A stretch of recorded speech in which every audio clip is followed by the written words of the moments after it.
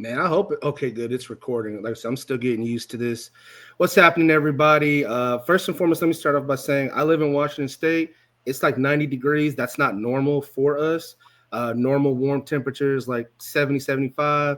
So I'm pretty much sweating the lotion off of myself. Well, actually, my skin cream because I can't use lotion. So if y'all see me patting my head, it's because I'm not trying to be all glistening and shiny and shit. I saw that episode of the Boondocks, and that's not what I want to do with four dudes. But anyway, though, we are back. Got my co-host Nigel. Y'all know how to say it with your best. I don't know if I should say British or Caribbean accent, but do your best. We have Adam back for another issue, and then we are joined by Troy. I always say Troy Allen. It's Troy-Jeffries Allen, right? It's Troy-Jeffries Allen. I mean, like, it's depends. People call me different things. You can just call me Troy. It's fine.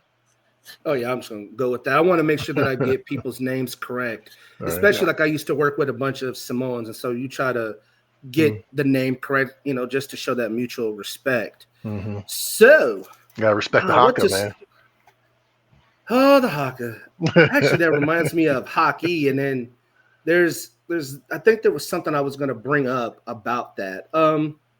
But I know Troy, you had asked me about this video that I did in the group. Secret Society of Black Comics, and it was just a fun thought video to get people talking. It got quite a few views. I mean, like 25, 26, whatever. But I had asked some simple questions. First question would be, what made you a comic book fan? Like, what made you a fan of the hobby, the medium? The second question was, what made you want to create a comic? And that was for the creatives, of which 3 of you are. And then the third question was, what is your favorite genre of comic? That whether that's horror, sci-fi, Afrofuturism, mystery, thriller, those types of things. What was the fourth one? The fourth one was, what genre would you like to see Black creators explore more? And it's not that we're not in those, but what would you like to see us go into more? I mean, obviously, just the history of comics for anybody who doesn't understand, superheroes have dominated for almost 100 years. They weren't what created the comic book. That was the Yellow Kid. Go look that up yourself. But, just what other genres would you like to see us explore more of? And then the fifth question was a bonus one, is what genre would you like to create that you find challenging for yourself? I kind of did this out of order. I should have had you introduce yourself, Troy, but I think that might just happen naturally through this. So what do you guys think of those questions? I mean, those are great questions. Very good question. Yeah.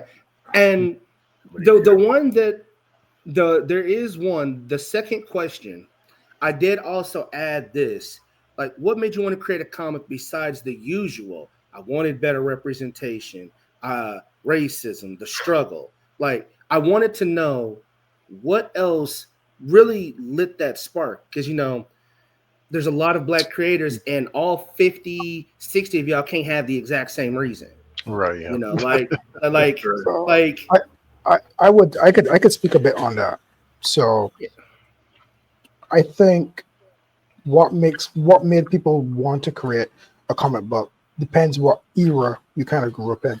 So for me, I got into comics when they were mainstream. Everybody read comic books.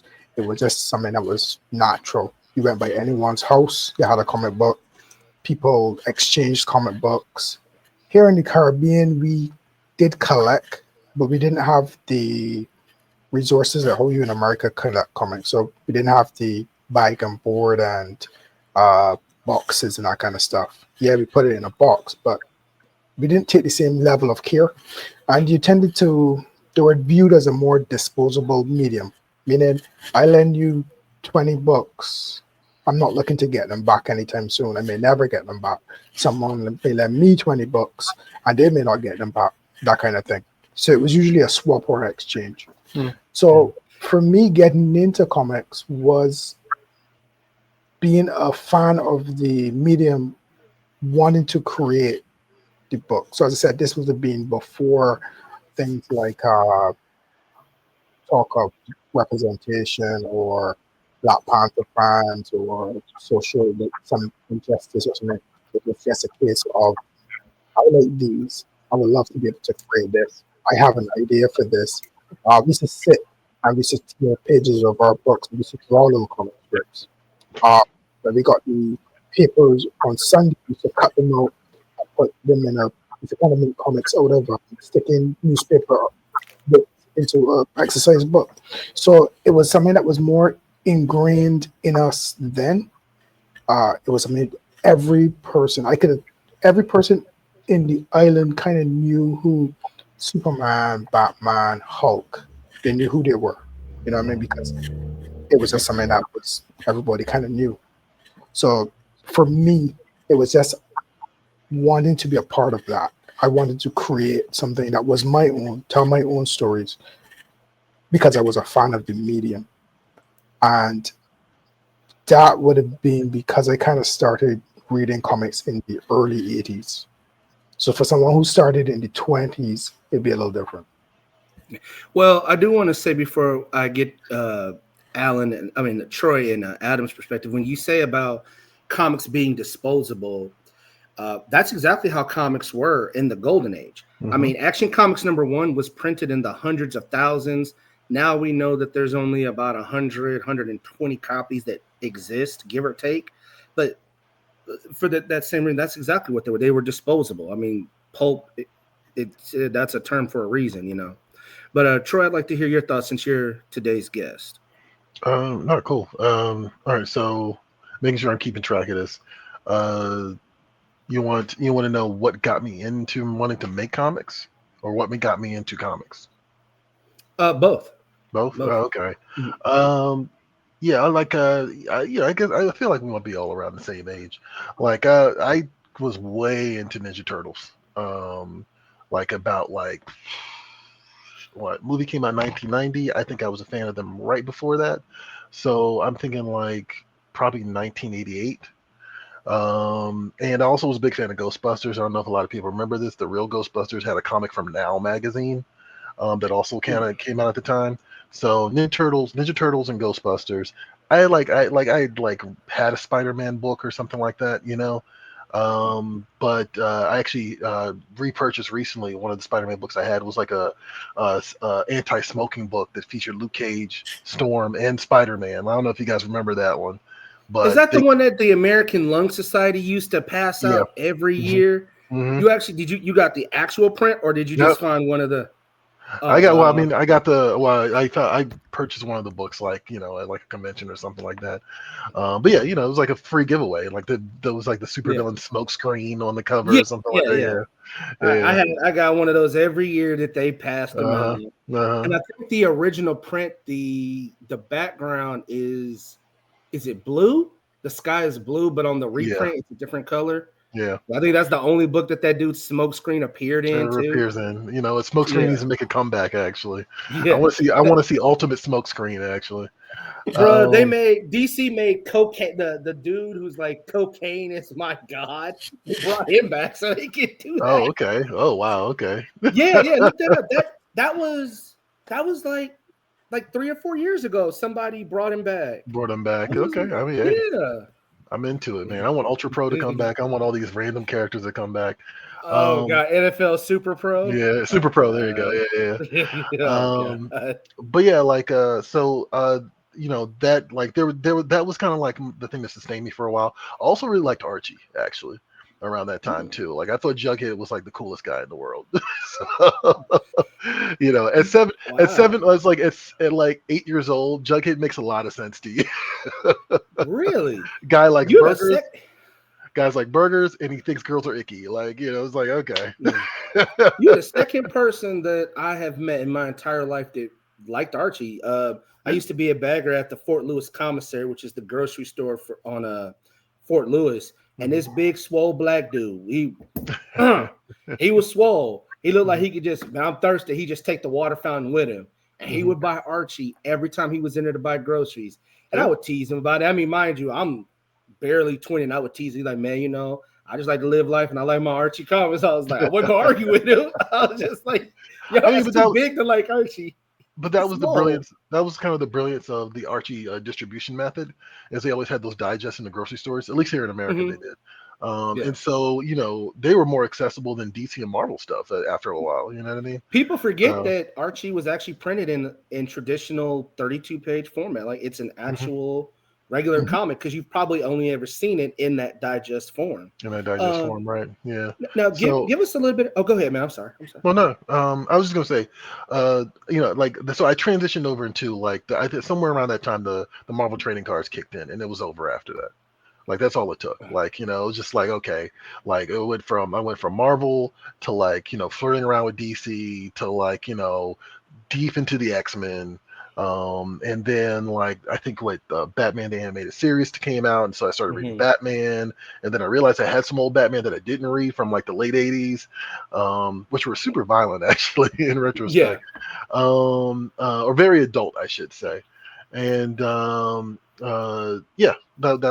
was it basically. Like it's been a perpetual thing ever since then for the most part. I had like stopped around high school for a little bit, but then got right back into it again. Most people did, and Batman the animated series still holds up. Interestingly, Batman the animated series had its own original soundtrack, and that's very rare for anybody who watches. If you don't know anything about that, is exceptionally rare. Batman the animated series never repeated a song besides its main theme. It never repeated a song because the Tim Burton movies did so well. It basically helped fund its soundtrack. So if you guys go back and watch, pay attention. There's a lot of original music for almost every episode. No, I got some Shirley Walker tracks from Batman the animated series. Like, I definitely have them for sure. Batman the animated series taught me that there's what's called a legal dark limit, and the first episode is the only episode you'll ever see Batman bleed. That's the only episode that has any blood in it, and they got away with it just a little bit. As a matter of fact, I don't even think I think they lost the original like trailer commercial for it. Like they don't even have the original print of that. It's lost. Of the first episode? No. They have the first episode, but like the original like trailer that would air on TV, they don't have it. I don't believe they have the original print. Okay. So a lot of times what you see is a grainier copy of that commercial, but they don't have the original one. But moving on. Correct me if I'm wrong, you worked for Diamond, didn't you? Yes, I did. Yeah, up until November. Got laid off. Okay. You want to tell us what that experience was like, working for them and where you worked? I mean, truthfully, that was for the most part. It was actually a pretty good experience. Like on my part, I know a lot of people like to run around and say Diamond's a monopoly, but like from as somebody who had worked for like Ancestry.com, and National Geographic, like, those are big businesses that are owned by even bigger businesses. You know what I mean? Diamond was very much almost a mom and pop business, maybe to a fault, and so like, it was very, very, it was felt very small in terms of operation for the amount of reach it had, Yeah.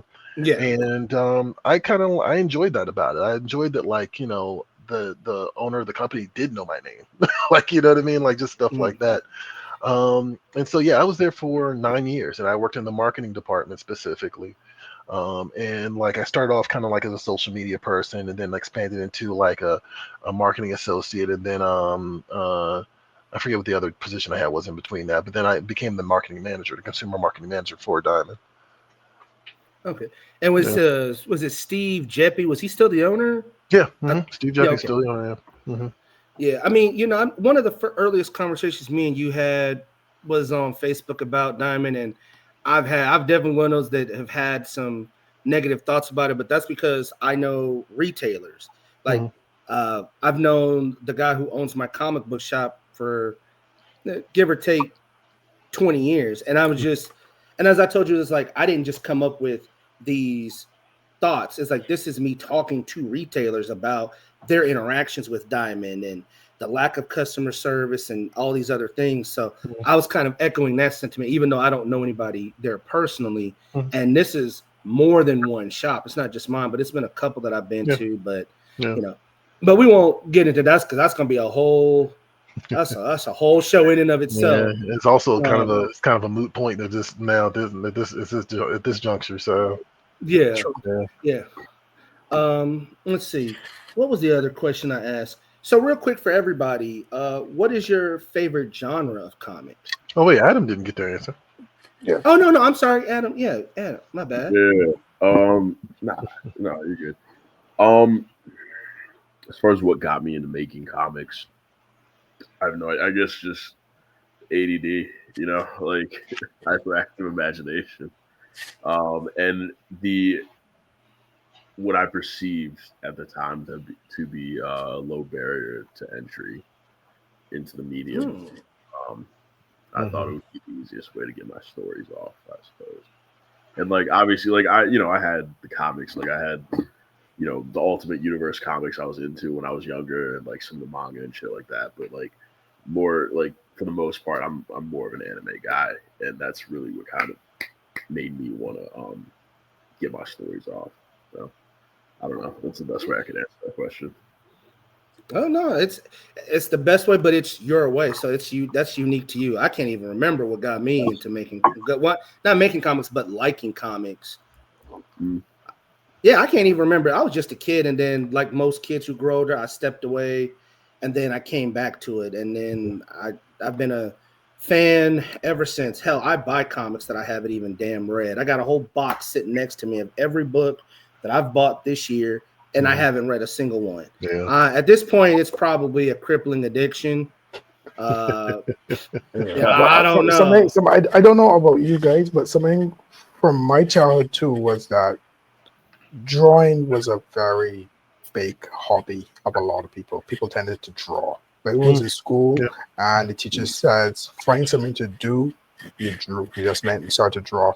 So one of the things that kind of drew a lot of us to comic books was the artwork and copying or tracing characters or trying to draw characters from memory and that kind of stuff. So, that was a big part of it was the artwork. And you found that a lot of the books were designed for you to kind of appreciate the artwork. So they always had a lot of big splash pages, or they had covers with full characters that you could kind of copy and that kind of stuff. So No, that sorry, go ahead. yeah, that was No, I was gonna say no. That that early '90s boom with Jim Lee and Rob Liefeld and Todd McFarlane, Eric Larson, and all those guys who ultimately went off to create Image. That's a huge influence right there, and I think that's a huge chunk of the appeal for a lot of kids of that generation. Is everybody kind of wants to draw, at that age, and then you have these superstar artists coming out of comic books, and it's kind of perfect. And also the low barrier to entry, right? That's another part of it. Yeah. Or the perceived low barrier, which is true. Yeah, as I have learned, it is a very much a perceived low barrier. Yeah, I would agree. I would agree with the sentiment. Like if you look at art, especially from the 80s, man, some of that stuff is really good. Like I remember the first time I read God Loves Man Kills, my favorite X-Men story, and I read that 2010, and just seeing it it almost made me cry. Seeing two black kids running from an angry mob and they're killed at a park, and then just seeing Magneto's solemn face. Like the 90s was that very much so that extreme art, everything's over exaggerated. Rob Liefeld in 900 pouches and still no hands and feet. Women wearing weird bikini thong things. The waist is a 20 waist. Yeah, or less.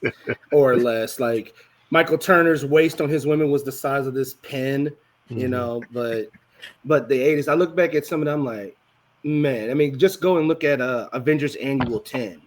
I think, especially in those old, those Neil Adams, and I think they were really good at drawing facial expression. 70s and 80s Batman, well, everybody just showing a character being distraught, showing somebody going through turmoil and stress, and then being able, I think the art was at a higher point than the stories, depending on the creative team. I mean, and I'm not I've seen some of these 70s and 80s Batman covers, and I'm like, This is some good looking stuff. This is really some good No, looking you stuff. go back to like the like you went back a generation, right? So like you're talking about guys like Bill Adams and whatnot. You look at those guys, like those guys really not didn't even necessarily want to do comics initially, but they were Yeah, draftsmen. You know what I mean? Like yeah. they were people that thought about like, oh, I'm gonna draw advertising. You know what I mean? That or they were Uh, cartoonists. You know what I yeah, mean? like Jim Steranko worked in advertising, which Yeah. I'm gonna tell you guys now. Oh my God, heed my warning. Do not get in a line to get anything signed by Jim Steranko because you're He'll gonna be be there there a forever. minute. Right. Yes, he is at SummerCon every year, and one of these days, it's not really a long story, but I'm probably the only one of the four of us that went to a convention to spend money, but ended up making money because I got a job there. And I'm telling you from firsthand experience, Jim Steranko, it's a show. He'll have jazz music playing. Randy Emberlin told me that he wears a hairpiece, and I believe it because that shit didn't move.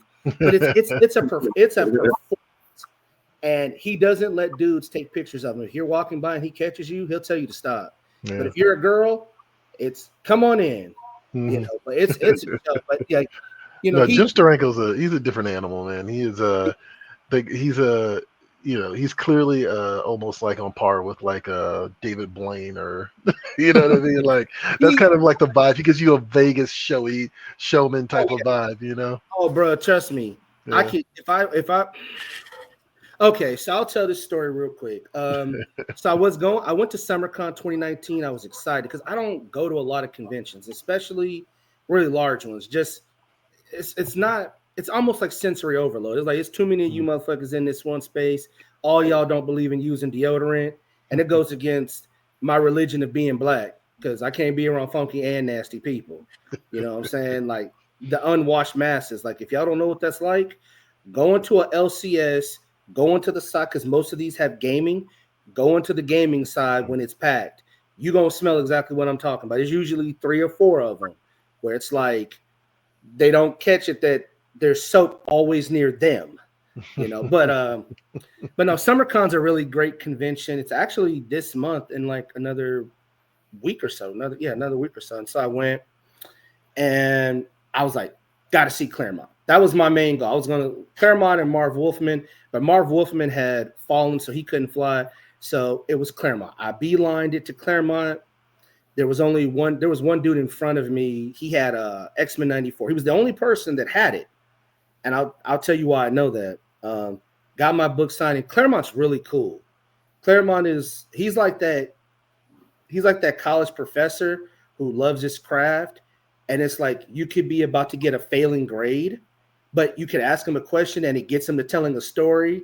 And then he's like, hey, you know what? Fuck it. I'll just give you a B and send you on your way. Like, you good. Because he got to tell this story, and I watched him do something similar. So move past that. CBCS and CGC had representatives there, not direct but indirect. And I had practiced how to fill out the CBCS's reps form because they got their own little form. And I did mine, got all my books submitted. Somebody was having trouble with theirs. I helped them. The lady who was doing it, she offered me a job, and I didn't believe her. But she's like, "No, I'll pay you because we were supposed to have witnesses, but they didn't have enough." So I got a job as a witness, witnessing signature. So I got to walk around, and so that's how I got to. Remember that dude I said that had the X-Men 94, right? So after we got it signed, mind you, I got this job 30 minutes after that. He submitted his stuff, got in the Steranko line. By the time I got over there, he was number 3, right? He had already been in that line 30 minutes just to be number 3. He didn't become number 1 for like another 40 minutes because Steranko ran through his performance all over again, like everybody. Yeah. It was somebody else who wanted to get a Steranko book signed. So, I walk over there with the dude and I look, he's so far back. I was like, hey man, I'm going to be back in 20 minutes. You're going to be right about here. Came back in 20 minutes. The dude was like number 5. I said, I told you he was going to be here a while. And so that's why I can tell you guys, like, be prepared to stand because Steranko, it's a show. It's a show. Even even in how he pick his markers to sign your books. He'll look at it. He'll do one of these, kind of like Skip Bayless with the papers. How about them Cowboys? And then it's a whole thing. But, outside of that, it wasn't bad. But, like, the vibe that I got from him, he is like, you could have snatched him directly out of the show Mad Men. Mm-hmm. He gives off that old advertising guy feel. Yeah. When they were rock stars. I said David Blaine. I actually meant David Copperfield. But yeah. Right. But you look, and then like you said, these guys were cartoons, kind of like programmers, the early programmers, whether it was IBM or whatever. Those guys were tinkerers. Those guys were the guys that go to Radio Shack and get parts and build things. Like I just Gunpei Yokoi, the guy who basically started the framework for the Game Boy. Like a lot of Nintendo's success that allowed them to thrive. The man had 4 golden ages for this company, and it was his ideas that helped keep Nintendo from going bankrupt. Like that's what he was. He was a tinker. He was an electrical engineer. Right. He built his own harpoon guns. I just got through watching that.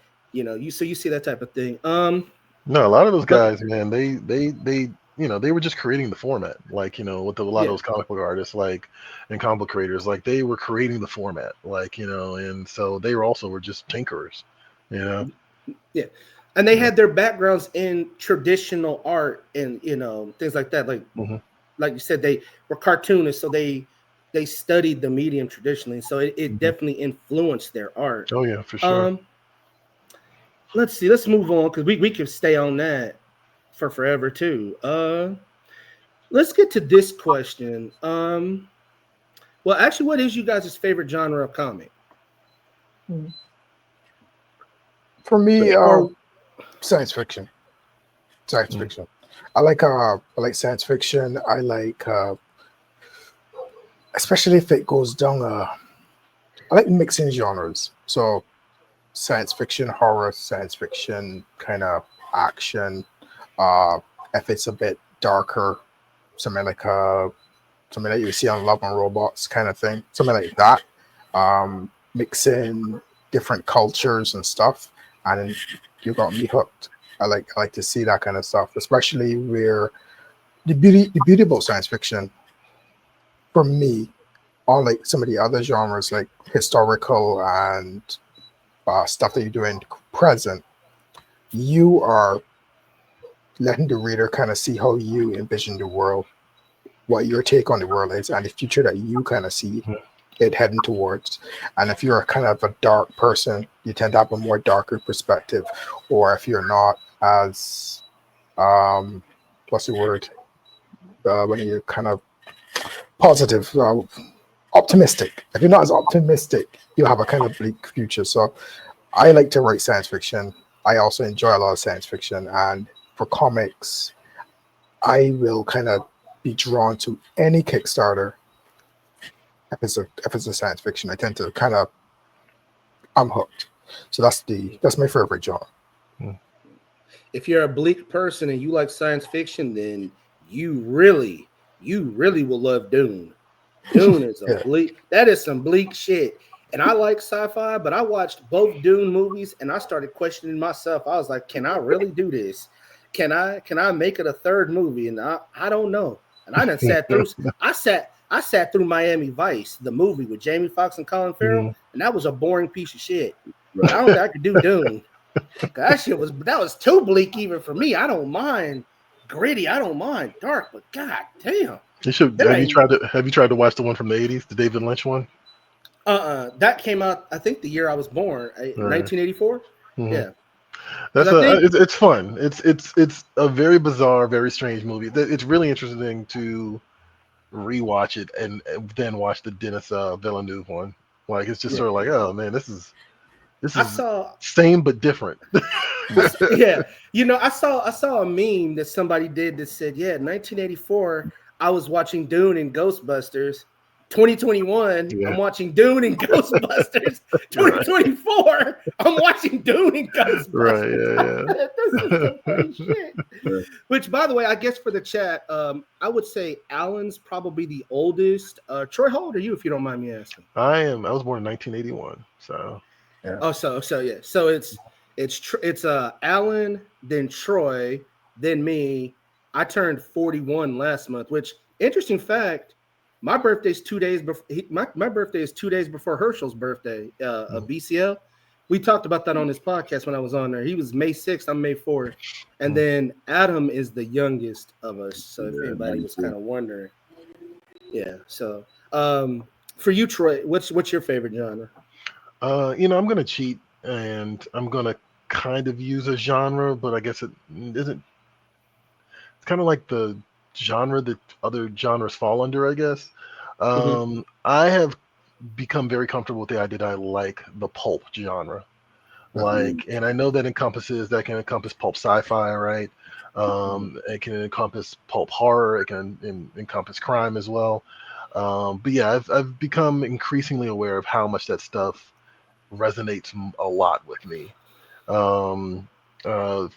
To the point that like I'm starting to also realize that like just about everything I'm doing is kind of a detective story. Kind of like old school noir stuff. Yeah.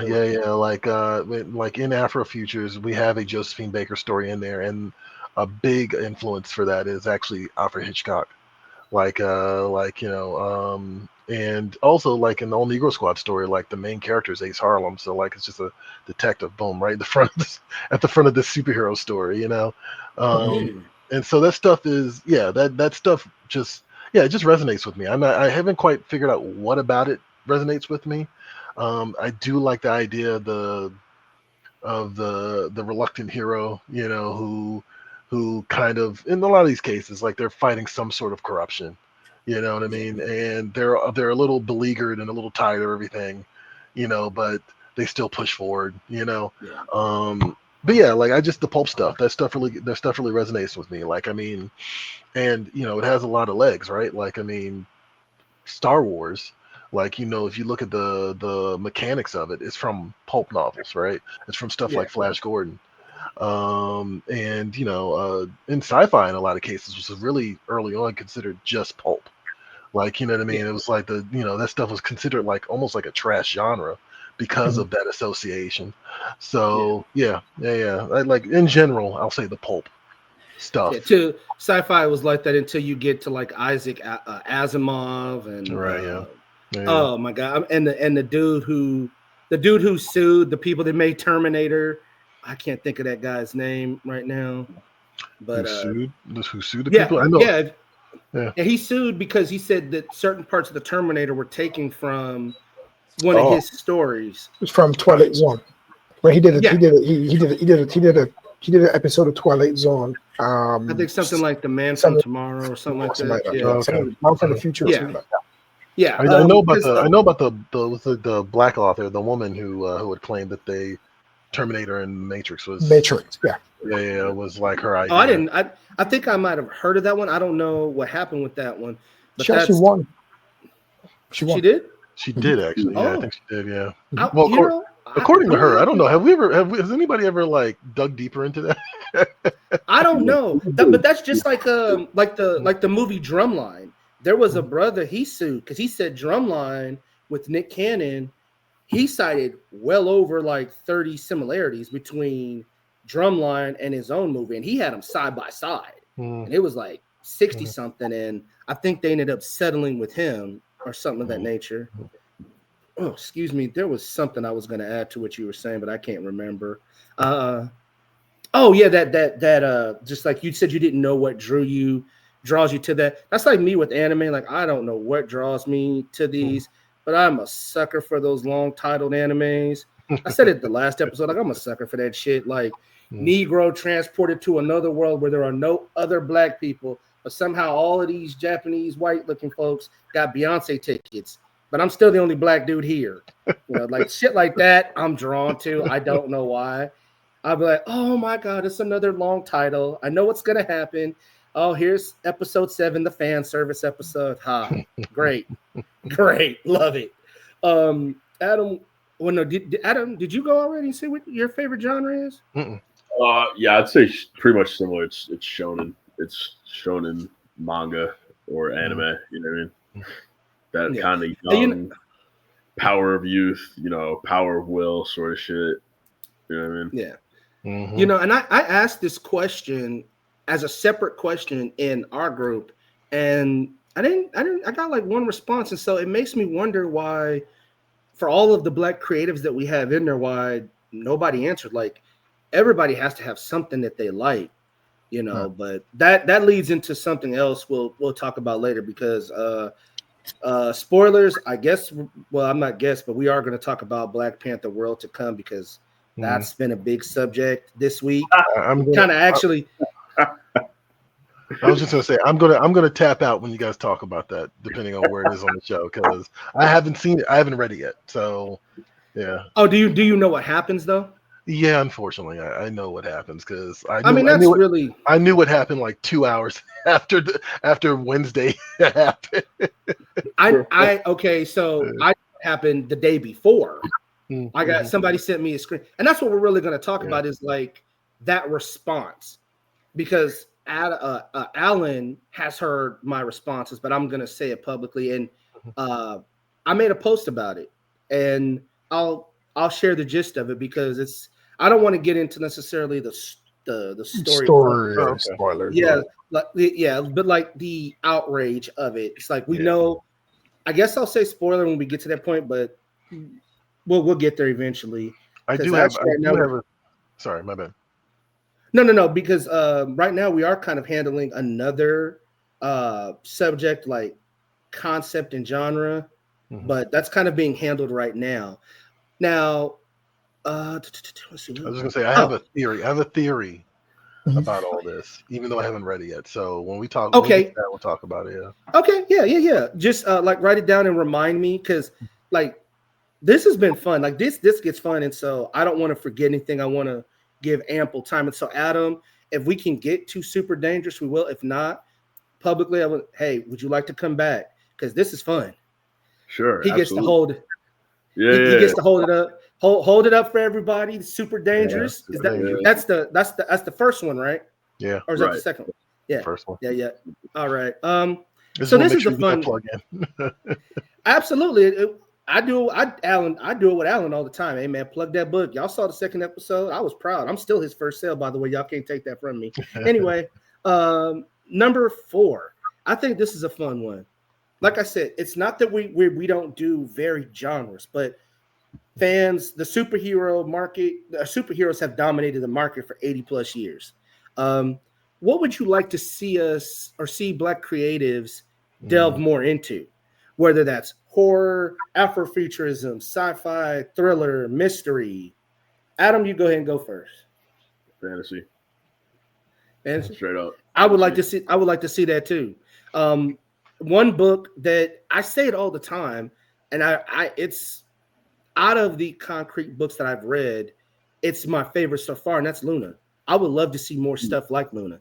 And I've said to everybody at some point in this chat, like, Luna has some nods of like Claremont-esque X-Men storytelling, especially early on. When you start dealing with like Storm's romance and all that other stuff. And so it kind of is reminiscent of that to me, but I would like to see more of that too. But Adam, I want to ask a question. So when you say fantasy, right? Does fantasy involve magic? How do you where do you start and stop in terms of fantasy? Are you looking at them doing more fairy tale fantasy, orcs, dragons? When you say fantasy is such a broad, where do you see it going, or what would you like to see when you say fantasy? What would I like to see? Honestly, I would say I'm open to because it is broad. So like, if you want to do like urban fantasy, if you want to do like that classic, you know what I mean, like Knights and Dragons, a castle set, like whatever. I'm down for all of that. I just want to see, I guess, black faces in those settings. I'll say I have a thought. okay. Look, I I'll have a say thought.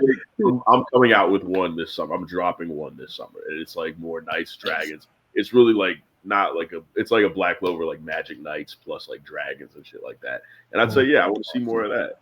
Honestly. So question to everybody: If would you regard a set book with let's say voodoo kind of magic and that kind of stuff, would that fall into the fantasy genre for That you would be guys? so tough. That would be so tough to see that incorporated into like I would love that. Like to even like you can that would be so tough. Like I think it does. I think it does.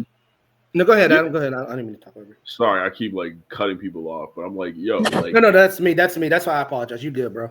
the traditional like mages and wizards and shit. Like that's all I kind of know as far as fantasy, but like to see like voodoo and like shit like that incorporated and like either have that be like the magic system or like have that against, you know what I mean, like what we traditionally know. Like I don't know. Yeah, I'd be down for all that. That sounds exciting. I'll be excited. You should check out Isnana, the Were Spider.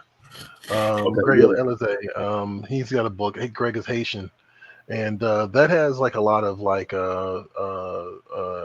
not just Haitian elements, but also like fantasy elements as well. Yeah. So that's a cool one. I'll check it out.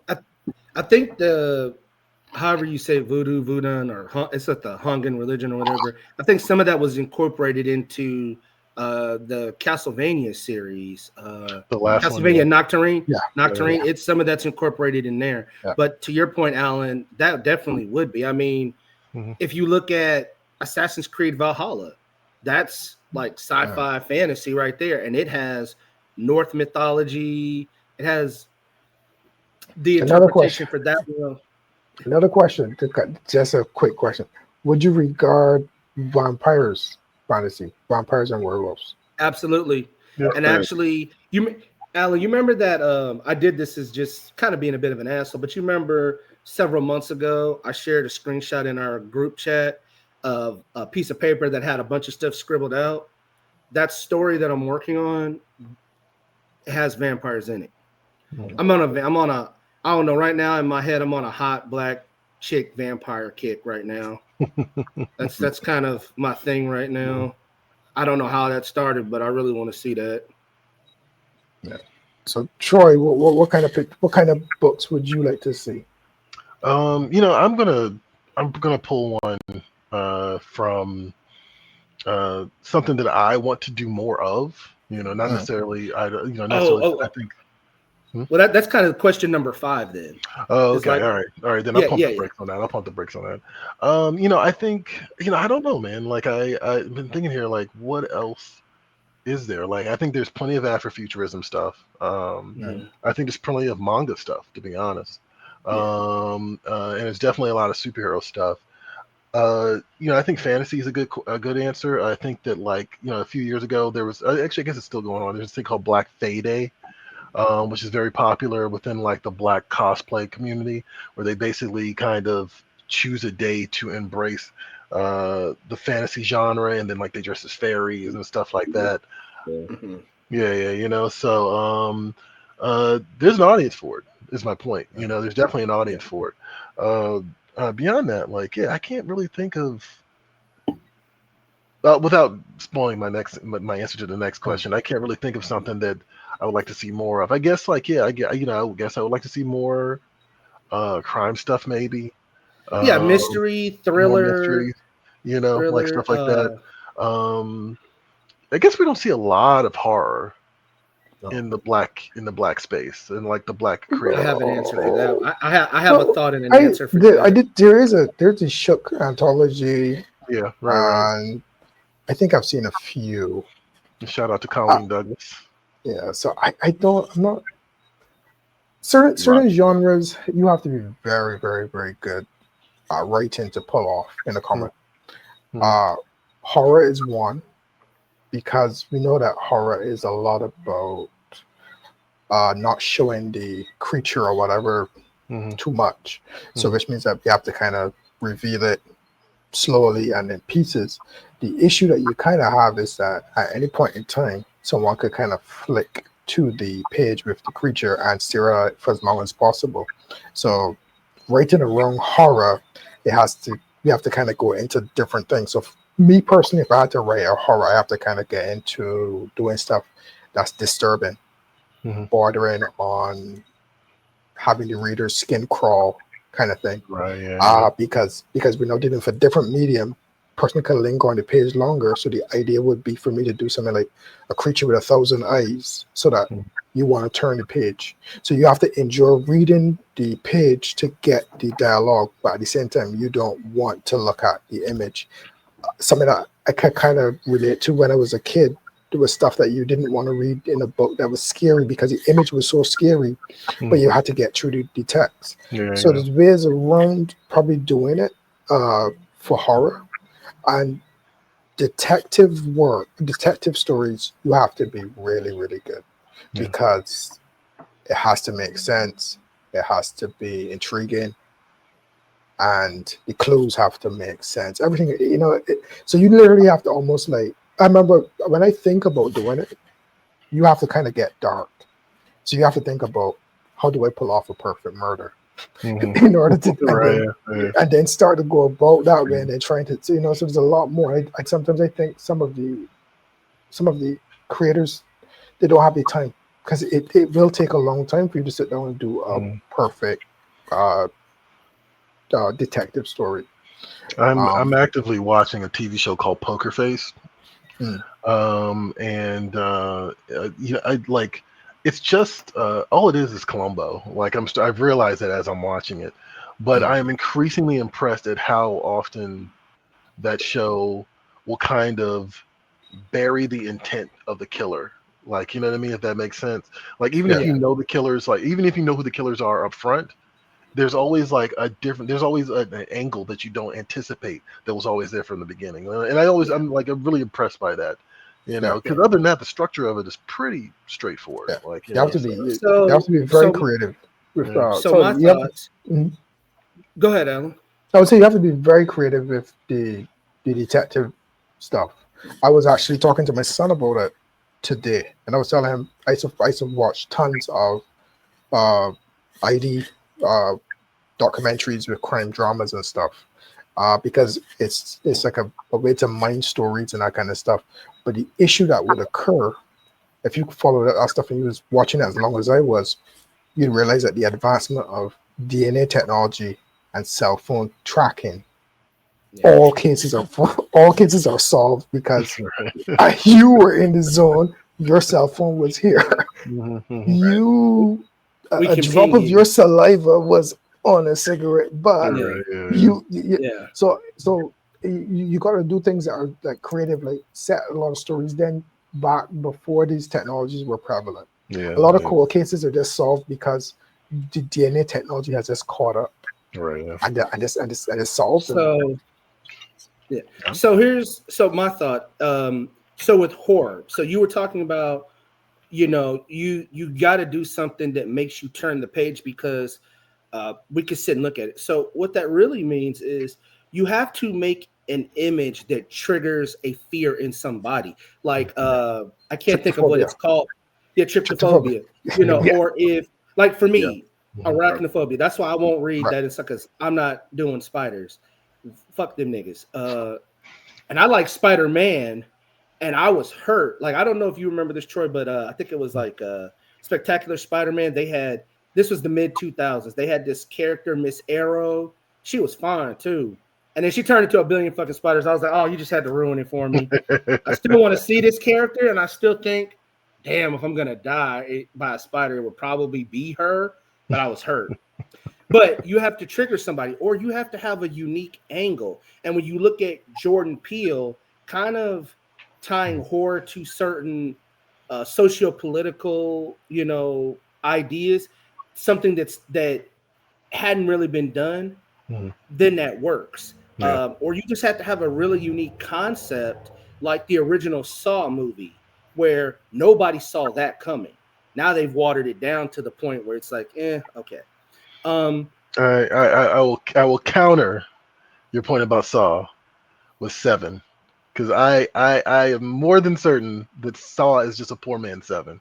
That's me personally.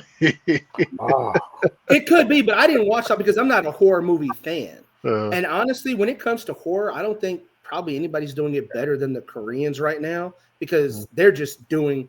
You look at The Ring. Like I watched the American version of The Ring, and I can tell you right now, there's only 3 people that died in that entire movie. Hmm. But for a lot of people, it was scary. It's like Mhm. they've kind of mastered that genre. The Australians are really doing it too. Like damn, oh, I can't remember the name of the movie. There's a movie where it's like a Babadook? stone Babadook?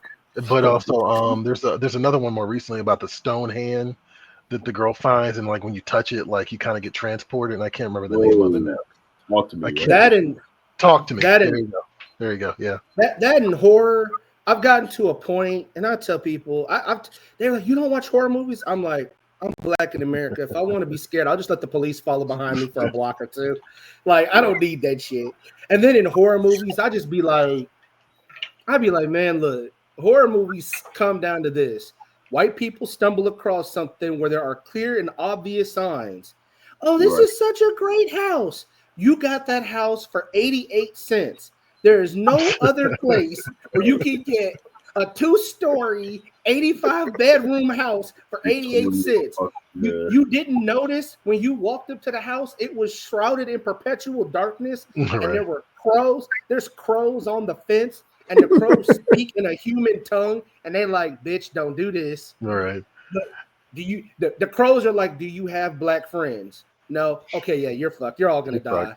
But why do we need black friends? Because they would have told your stupid ass that this house for 88 cents is on some bullshit. Right. I also want to point out that the 2 floors is a 3rd floor you don't know about. Yeah. Or let's not forget the attic that's filled with creepy porcelain dolls from the Victorian era, and your ass is up there and you don't understand why these motherfuckers was looking left, but then you shifted right and now they shifted right. Bitch, if you don't burn that shit down, you better call your pastor or somebody. Well, white people proved in The Exorcist that hell, having a priest don't even matter. Y'all stay finding shit. But then mystery. So Alan, to your point, you talked about like DNA technology and things. And so I don't know if any of you guys watched this on Facebook. Watch Mojo, right? They do a lot of top 10s. And so when I watch their videos, and real quick, people, I say this before, my grandpa taught me this lesson about like he was watching sports. And I asked my grandpa, I was like, how did you get so good at knowing like what was going to happen, like what the call was going to be? And he said, Junior, he said, if you watch something long enough, you start to see how it works. So I say that to say this, I use that as a preface for this. I listen to these Watch Mojo videos, especially about unsolved murders and whatnot, or the top serial killers or whatever. And I start to notice certain things. Most of them all operated before 1990. And it just made me, what you said made me think about, like they operated in a time where detective work wasn't as good and whatnot. And, we talk about like, technology hadn't caught up. Like these dudes were able to operate for 10, 15, 20 years. A lot of them got caught because of their own hubris and whatnot. BTK being one of them. God, you sent the police a floppy disk. You didn't think they could trace it. You got yourself caught. But you also start to look at like what these people had in common. And I was at the gym a couple of days ago, and I was telling people being insane and being psychotic are not necessarily the same thing. You had a lot of people that suffer from psychopathy that are not like cuckoo crazy. Like they're actually very intelligent and very methodical in what they do. You just listen to how they operated things, whether it was Ted Bundy, or it was John Wayne Gacy, Dennis Rader, that's BTK, Gary Ridgway, the Green River Killer. These people were very methodical in what they did. And so to do mystery, the biggest thing to doing mystery is you have to research how the law works. You have to research criminal behavior. You have to research police. That's why Law and Order has been able to run so long. Is they have people like, look, if anybody doubts me, go look at The Big Bang Theory. That was a comedy, but they always had a physicist on set to make sure that the equations that Sheldon and them were doing in the background were correct, because people pick up on those things. They pick up on those little details, like Star Trek. Oh, you can't do teleportation because you can never guarantee that all of your molecules end up in the same place. So then they added in the Heisenberg compensators to make sure that when you transported from the ship to the planet, all of you made it. You know, people don't realize those type of things. So to make mystery work, you have to understand the law. Like, I remember I got the hardcover for All Negro Comics, and there's a mystery story in there. And I looked at it and said, okay, this is a story of its time. But if you look at it on a deeper level, I'm like, a lot of this is really just assumption in that story. Yeah, like right. it wouldn't. The story, if that story had been written just, let's see, that was 47, 48? 47, yeah. 47. Move that story to 1987 and it doesn't hold weight, because it's like, no, there's a whole lot of steps missing. But that was truly just written for kids. You know what I'm saying? But now we know, kind of like something you said, Alan, in our admin chat, that, you know, the power of a speedster, they gave that power away in the golden age. They didn't realize just how overpowered that really is. They had a base understanding. They didn't realize that the faster an object moves, the slower things to that object moves, you know, and they age slower.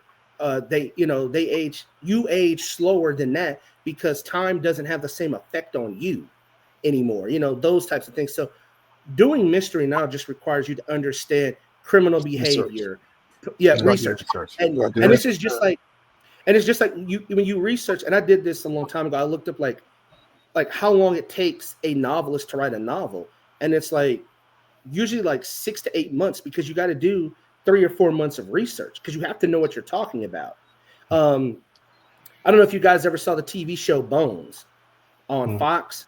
The woman who created that was an actual forensic scientist. That's right. Yeah. The character, the character Temperance Brennan is an author in that series. She tells you the name of her character in her book. The name of the character in her book is actually the writer, the actual creator of Bones. That's the name that they give. But she's an actual forensic scientist. She actually makes an appearance in an early episode in like season 1 or 2. But bottom line is, it takes doing the research to pull mystery off and make it believable. Like, you can't just make a character deranged. Like, you gotta give them motivation. What drives them to do what they do? You know, like that's kind of what makes the Joker a success. Like, why does he do what he do? Because he's an agent of chaos, and it's directed to get a rise out of a specific person. And as long as he accomplishes that, he accomplishes his mission. That's what makes him dangerous. I just want to point out, you said that you don't like horror, and then you listed like 15 serial killers back to back. Well, no. I don't like horror movies. I don't like horror movies. But Okay. you know, while I'm at work, I'm sitting here, because one of the things, like, I had already been doing this, but it's kind of like what Charlemagne the God said in his first book, Black Privilege. I think his mother or a mentor taught him, like, listen or learn something from somewhere where you wouldn't expect it, or you wouldn't go looking for. And so just while I'm sitting here at work and doing when I have to do the computer part of my job, I'm sitting here listening. And I'm like, okay, this might be just fascinating from a historical perspective. And then I start to see, like, oh, I see what draws people in to these murder mystery podcasts, because you start to think, like, wow, this dude literally was on the dating game. That's a true thing. There was a serial killer that was on the matter of fact, there were two serial killers. Yeah, there were 2 serial killers that were famous. They worked at the same job at the same time. They just didn't know each other, you know. Yeah, bro. And so you sit and listen. And so from a historical perspective, and then just the way my mind works, I'm like, oh, okay, I see the appeal. But then I start to see, like, wait a minute. All of these people operated around the same time. Like, there's almost no way you could get to 30, murders in today's day and age. And that's not even, England still has the record. Like, they have one guy that killed over 200 people. Jack the Ripper? No. Jack the Ripper only killed 4 people. This guy, matter of fact, he was only convicted of a few. but they well, no, they I think no, did they get him on all of them? Basically, what it was is that he killed old people. He was he was a physician. He would give them fatal doses of like morphine and whatnot, and then like fake their wills so that he would get all their stuff. He still holds a record. He's like at 234 bodies or something like that. Okay. Plus, and so it's just those things, and so it's just like you start to see like how were they able to operate like that, and it's just, and then it's even amazing how some of them got caught because they got caught on stupid mistakes. Ted Bundy was I think he was in a stolen car or something, or they recognized his car, and it was like a routine traffic stop that he ran from, something like that, you know. So it's stuff like that. So I'm not a fan of horror, you know, just shit popping up and snatching you up. But like when it comes to serial killers, I've listened and it's like, oh, this is how they were able to do it. And so I start to think like if you're going to do that type of a story, you have to understand how they work. Just like with anything, you have to understand how it works. Sci-fi, you got to understand how certain things work. Fantasy, depending on how you do it, you can write the rules for that. Right. You know. I think that's always been. I think that's always been why fantasy doesn't appeal to me as much. I like some fantasy things, and we talked about like, you know, vampires and fantasy, right? Like I would consider something like Interview with a Vampire as much horror as it is fantasy, right? But yeah, I always joke about like, you know, with fantasy you can easily say, oh, this this armor's made of mithril, you know, and it's just like, just take it at face value, like, you know what I mean? Exactly. And trust me, right, sucker here for the long titles, it happens. But even in that, like, I've watched enough, and you know, I don't know, it's just how my brain works.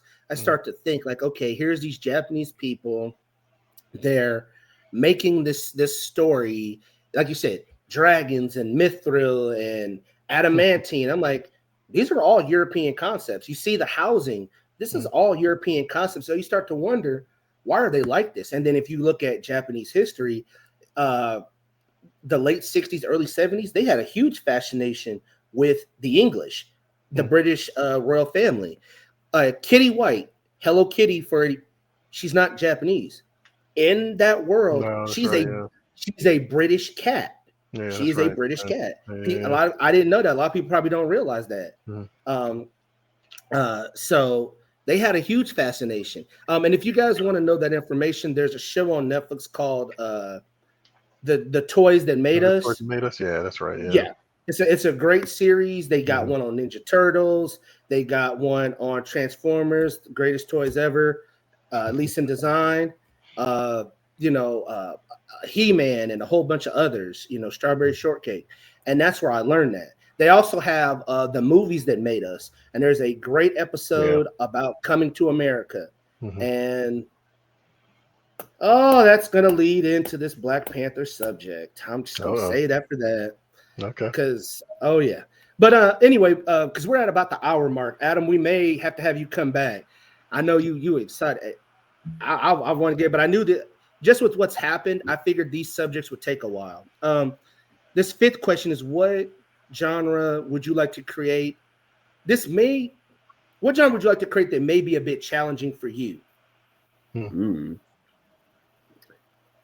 can start. I want to learn how to write. I'd like to learn how to write romance a lot better than I can. I don't think I'm going to, at this point, write romance effectively. So I want to really do that well. Yeah, romance, that would somewhat be, I can see romance is,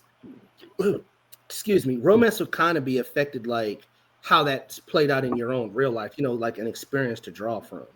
That's just my thought on it. Kind of like when I was a kid, I loved comedy. Like I would watch Comic View and Def Comedy Jam, and I would be like, how are these dudes so funny? And then when I got to my teenage years and I realized, oh, it's life. That's how they got to be this fun. Like that's what fuels those experiences. So I think romance would do the same thing. What I would say, especially something like romance, I think you'd have to kind of mix these genres. So what you can do is just add it to another genre. So you can add, if you're dealing with fantasy, you could put a little romance into the fantasy. Game of Thrones did it. You could kind of add a little romance into the comedy. That's rom-coms are very popular. You could add romance too. It's almost like a bit of a seasoning. So you kind of Yeah, add, but you have to, but you said you kind of have to do it well. Uh, that's and yeah. yeah, Even and the trying beauty to about it, yeah. So there's also a difference between romance and, let's say, someone in a relationship or love. Right. Yeah. Yeah. Yeah. That's a totally different thing. That's what I was Um, going to get at. Yeah. yeah. So romance is usually, when you talk about romance, you're looking at girl meets boy or whoever meets whoever, build and up. the concept is the two of them coming together, and that's basically romance. Versus what people will kind of say, well, they want to see like a healthy relationship, or they want to see these characters together. If the characters are, I'll give it a Fantastic Four. I wouldn't Right. regard Fantastic Four as a romance. Their characters that were established together as a family, together. Yes, there's going to be love and that kind of stuff, but it's not necessarily romance. Growing up, Peter Parker and Mary Jane, that would have been more of a romance. We kind of saw them come together, break up, come together. She learning his identity, blah blah blah blah blah. That would be Right. more romance. Um, so it's something that you can do it on its own, but I would say mix it with something else so that you can kind of have some time to breathe in between, because it can get a little boring sometimes. That's That kind of no, what isn't that what a pretty women is, or that I don't know. I can't remember who wrote the book, but they actually did a movie about the author that wrote that book, and it was like, okay, yeah, do this, but then have the two characters get together in the end. And I think is it Pretty Little Girls or Pretty Women or whatever. It's one of those like 1800 novel things. I can't remember You what it talking about is, Little but Women? yeah, there you go. Okay. Excuse me, guys. Yeah, I think Make me one. I had to jump off real quick. yeah, it's all good. Mhm. It was something You else know, I I was going to think say. Oh, when it comes to yeah. romance, like I kind of avoid the romance, the romance part of it. I find the and maybe this says too much about me, but I find the toxicity more entertaining to write. Mm.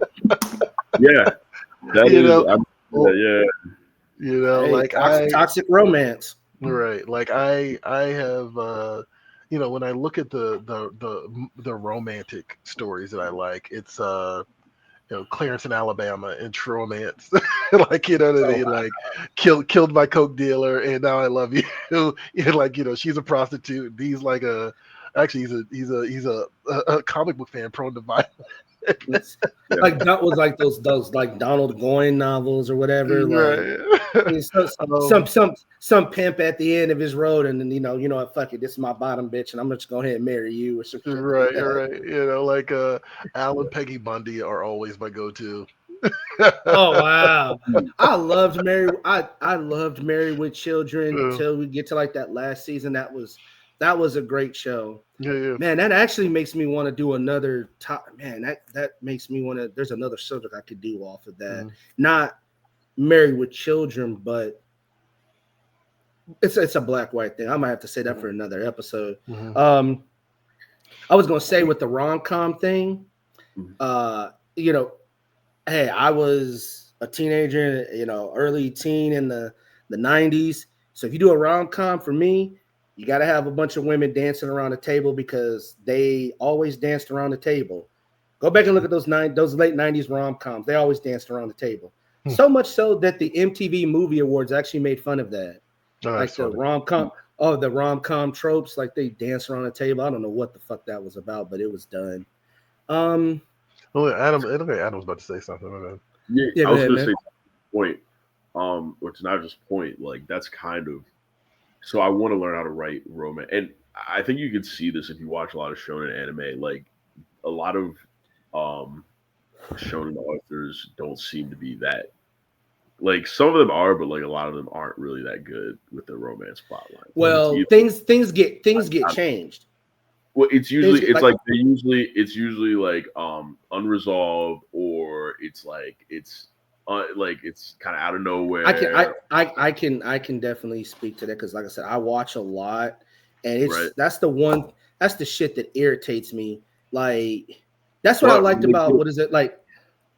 That's like when they get it though, it's like they get it. Like Dandadan, that's also what I really fucking like about Dandadan because it's like it has such a great blend of like shonen plus like comedy plus romance. You know what I mean? Like it has like in my mind a really it doesn't. Well, what I like about Dandadan or Dandadan or however you say it is, excuse me, that is true romance. It's like will they, won't they?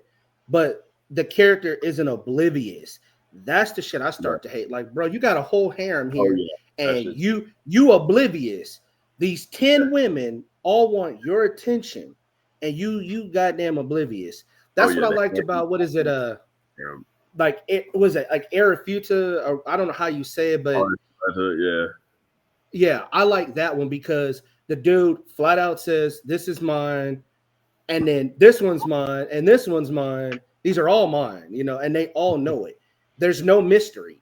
They all willingly accept being in this harem, and they know that there's a pecking order because of how he meets them.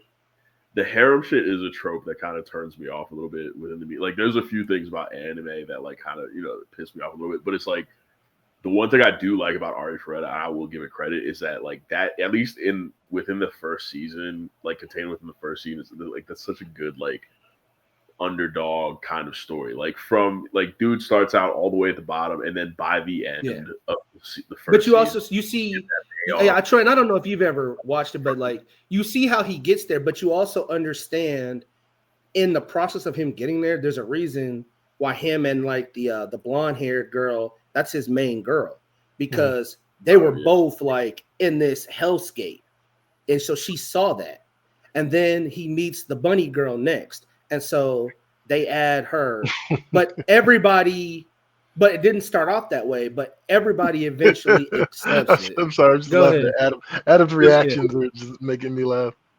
Just trigger, you know what I mean? Trigger warning, you know what I mean? Like, once again, another thing about this blonde girl, his love interest. It's like, this is the other thing that kind of really fucking bothers me about anime.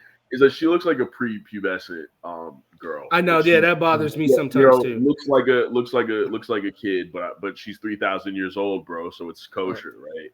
I don't like 200. Yeah, but I also so that made me look up something, and I was curious, and I was like, why is this like this? And so it made me look up. I was like, hey Google, what is the average breast size of a Japanese woman? And it's an AB. And so that makes, I was like, okay, this is why. But no, I feel you on that one. It's like, mind you, the lead is only 16 years old. He's only 16. Like most of the girls are only 16 years old. But then you also have to go into like, what is the legal age of consent in Japan? And I'm like, oh, well. We're like, no. Selling the show, bro. No, but it just made me look at, like, it made me look at like why they do those things and why that's accepted over there. You know, not that you gotta like it, but I was like, what is the cause of this? But no, I agree with that. Like, she does look like a pre-pubes. But in my opinion, for what I know of like the medium, from what I can tell, my own observations, there's like a problem. There's like a pedophilia problem in at least within the industry that I could, like, as a consumer, and like to see it reflected through so many series, it's like there is a clear issue of like objectifying young girls and like making that a thing. And it's I don't know. Yeah. It's Now think about how you apply that to its popularity in America.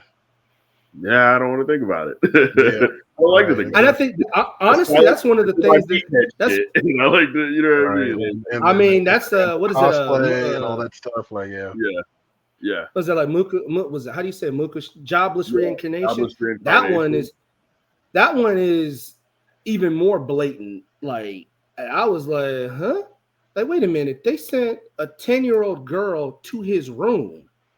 And it's like, if you just tweak certain shit about that series, is because it's such a good show, but it's like, if you could just tweak certain things, like there are just things that are unnecessary about that. Yeah, I mean, and I get that, but like I said, I'm not trying to justify. I just wanted to know, like, why there definitely does seem to be a problem, but like, what is the root cause of that problem?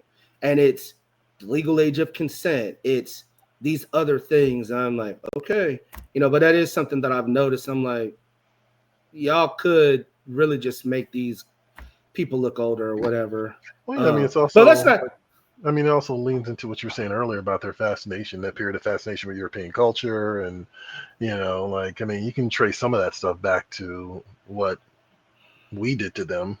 You know what I mean? Yeah. Like, there's a lot of wrinkles there. So, yeah. Yeah. And it's so, and I'm a big person. I'm a person that's big into like the big history aspect of things. And so that's what made me look. It's like, it's more than one thing. It's like, you look into like, Adam, like, what made that acceptable? Yeah. And so there's like, and this is what it's like, it's those other things for them that this is what they see as normal. I'm not saying it has to be right. I'm not trying to sell nobody, but I want anybody who's watching to like, you got to look at their society as a whole. Well, I think what you're saying is, I've actually talked about this a lot between individually, but like I mentioned on the Black Comic Lords show, like the concept of media literacy, right? Like this idea that like you should, being aware of what you're watching, why you're watching it, who's making it, like, you know what I mean? And not in a witch hunt sort of way, like not to find out like, oh, this guy's the Jeepers Creepers guy or something like that. You know what I mean? Nothing like that. But just so you're aware of what you're occupying your brain with. Like, you know what I mean? Yeah. Yeah. So, and there are animes where I've seen it and I'm like, okay, even I'm uncomfortable, even with what I know, this makes me uncomfortable. And I'm like, I can't, No Game, No Love got away with it. There's a lot to do. And some of it's seeing how they go about doing it. Because there's a show, what is it? The Beginning After the End is essentially, it's almost Mukusei Tensei. But one of the things I noticed, I was like, okay, it's Mukusei Tensei without what you would perceive to be pedophilia-esque moments, because like the sexual aspect of jobs is very blatant. It's right there in front of you. They don't hide it, What do you guys think of? Sorry, my bad. So a book that I like kind of fell into at one point in time was a book called Prison School. And I had no idea. I've seen the anime. Right, yeah. I don't think I've ever seen the anime aside of clips on YouTube. I thought Prison School was kind of hilarious, but it also hit a point where I didn't finish it either. You know what I mean? Yeah.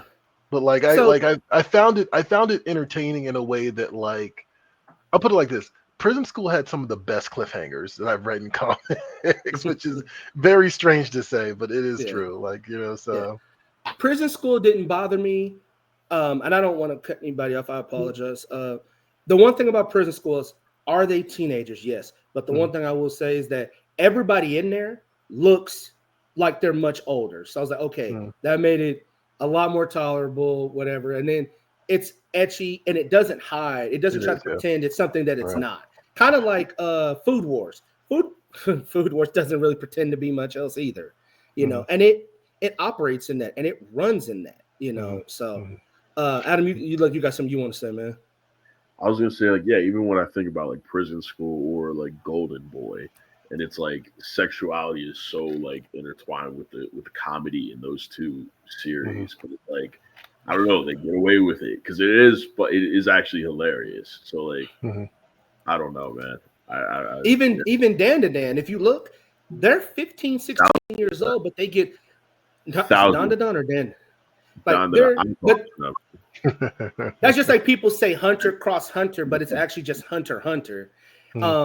But like that show fully walks into it. It knows exactly what it's doing, and then I think it does it in a hilariously tasteful way. Whereas some others, you don't feel creeped out. But we don't want to stay on that. And the only reason why I brought up anime, God damn it, there's another reason. When it comes to like the romance aspect, because we were going to talk about how like the characters, like there's this weird how you don't know. And I was going to say that there's several of those that are like that, where in the manga it's much more straightforward, but then in the anime it's like, wait a minute, why is it this confusing? Like Classroom of the Elite, there's a character that confesses in the manga, but in the anime they kind of beat around the bush.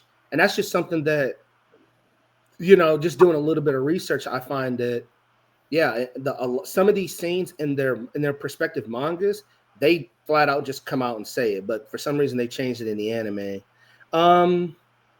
Let's move past these, because that took up an hour. That was a good conversation.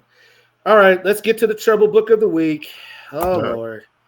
Black Panther, The World to Come. We know what happens. I haven't even read it yet, but like I said, I know what happens. Mm-hmm. My biggest thing is like, this is probably a controversial take for a lot of people, but I don't really give a fuck. I've told Alan, I made a post about it. It's the same post in BCL, it's the same post in our group. There are a lot of Black people in comics. Their comic book identity is wrapped up in the Black Power fantasy and its visual embodiment, which is T'Challa and then by extension Storm. If you would, I always say this in our admin chat, and Alan, he can tell you, you got to step out of Black sometimes. If you did, you would see this is nothing new. DC's big three have all been replaced at some point. T'Challa has literally been Daredevil. So has Elektra and like one other person. Mm-hmm. So these things happen. I agree with Kevin Graveau. You cheered when it happened over here. Sucks for you. You didn't think that it couldn't happen over here. You thought swing the other direction, yeah. Exactly. The pendulum swings both ways. And then Imani, which for anybody who doesn't know, please go read Imani's review, his thoughts on it, because I thought he had a great take. He's like, this is par for the course with Christopher Priest. It's par for the course. And Imani was like, if you really read his run, I didn't. I read with Reginald Hudlin. But he's like, there's a lot of Easter eggs in that story. Plus, if you read the stuff that happens afterwards, like T'Challa lives like another 50 years or whatever, so he doesn't die or something. But for me, it just got me irritated because I'm like, y'all are losing your collective shit for no reason. Like, I just started thinking in my head, Thor was replaced by a woman. Marvel literally said that Thor, the name of the character who is Thor Odin's son, which is Thor, son of Odin right? Is a mantle. It's a mantle. Thor got replaced.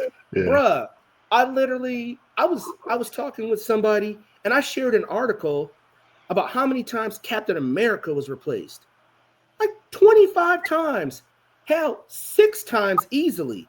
Hell, before Sam Wilson, Bucky was Captain America. John Walker. Actually, with the Captain America thing too, it's a lot even more complicated than that, because I don't understand where people who read comics kind of sometimes get caught up in this thing. So with Captain America, the original Captain America kind of went out of favor, went out of print. They rebooted it with a different character, then had to kind of retcon Steve Rogers back into the story. Mm-hmm. That's how he became like Frozen and all that kind of stuff. Because I remember when I was about 5 or 6 years old, sitting with some guys who were comic book heads, and they trying to explain to me Captain America and the different types of who was Captain America, and I couldn't. My mind was like, I don't understand. So this is, as you said, is par for the course. There are just things that have been written into comic books which are supposed to be canon, and they're being retconned. This is something that we know that comic books, they kind of operate in this weird suspended time where things don't kind of go ahead, and everything is still only a couple of years from when Fantastic Four was 1961. Yeah. Right. Yeah. Characters don't, and I don't mean to cut you off, Alan, but characters in Marvel no longer age in real time. They haven't since like 1983, which was 2 years after Troy was born, a year before I was born, and it's and I say that for reference, just so you guys who watch this video will know how long this has been. You guys can go back and read when Jean Grey died. there's a scene in one of the books that shows her tombstone, beginning and end. Yeah. She was like 25. It's to the point they don't age in real time, that certain things of their history get lost. Like Storm, everybody's god queen who's black, apparently. I mean, even mine, I got 2 posters of Storm on my damn wall. But ask somebody like Adam, you're 30, what's the Suez Canal bombing? You're not gonna know. And they don't even talk about it anymore. They'll literally just skip to her parents were killed in a bombing in Egypt. But the original history, her parents were killed in the Suez Canal bombing. That is a very time-specific thing. Yeah. You know, well, it's like Magneto's parents dying during the Holocaust. Like, they still do that. They did a great. I don't mean to cut you. They did a great story with that. But it's like, how do you reconcile that when Magneto is probably 20 years older than Alan, and Magneto just physically could whoop all 4 of us? I mean, I know Black Power and all that shit, but Magneto is still swole. He ripped. How you 72 years old and you got a complete full 12 pack, bruh? Solid. Right. You know, but go ahead. Try. I didn't mean to cut you off, man. I'm sorry. No, I have not read the book. But I'm gonna get back on this media literacy bandwagon, right? Because I think there's like culturally, I'm not even just talking about with black nerds. I'm also talking about just like culturally with nerds in general, right? This need to react to things before the story is told. I'm so past this shit. Like, I'm just over it. Like, I mean, if I can talk about this for a second real quick. One of the reasons that we stopped I was doing a weekly show for Previous Catalog for Diamond that ran on our YouTube for like about 4 or 5 years. And one of the reasons I wanted to stop doing it is because I was looking around the landscape and it's just people reacting to things before they're even out. Like people being angry at trailers before they even drop, people being angry at a cover before it even comes out. Preach. And one of the things in most recent memory that kind of set me off was, I remember it was 2 years ago.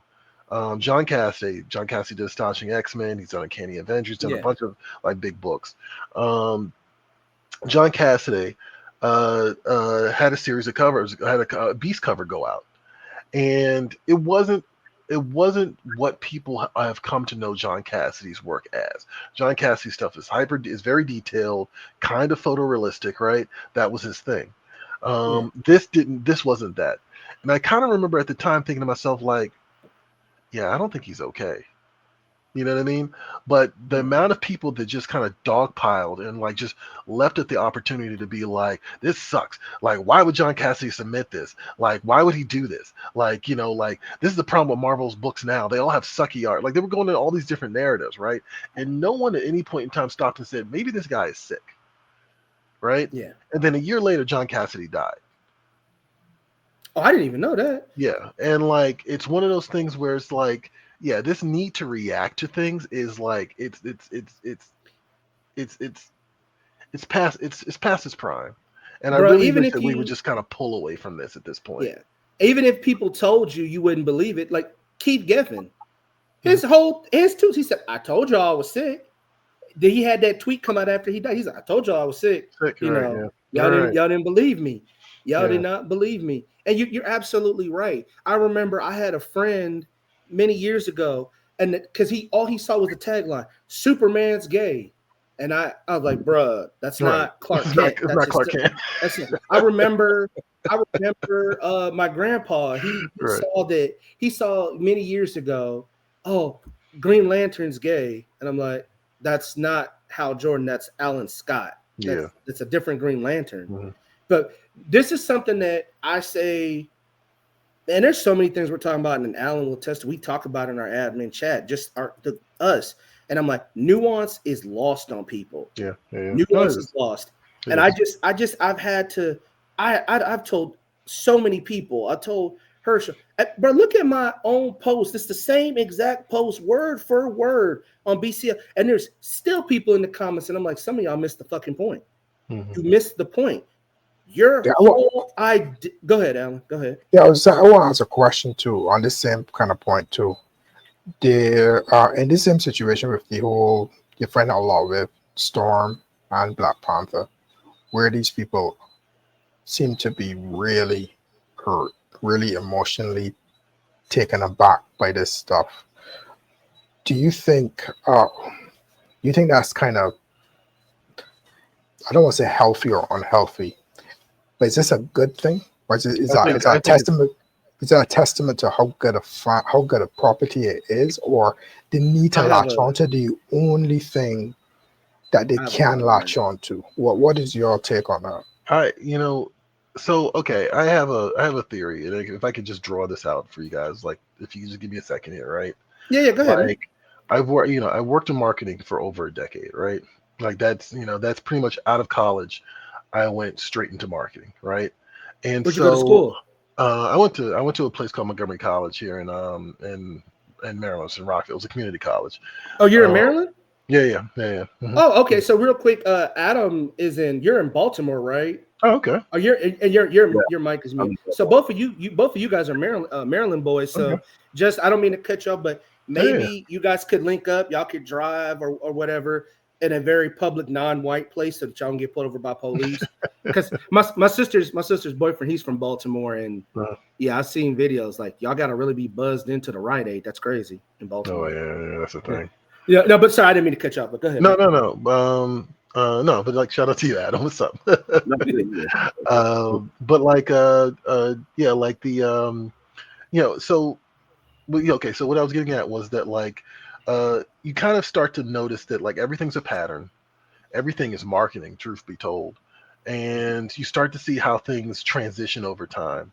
And so I think for me personally, what I've seen is that in the early 2000s, we went into this like, nerds are cool era, right? You talked about the Big Bang Theory and all this other stuff. That was part of that period, Yeah, right?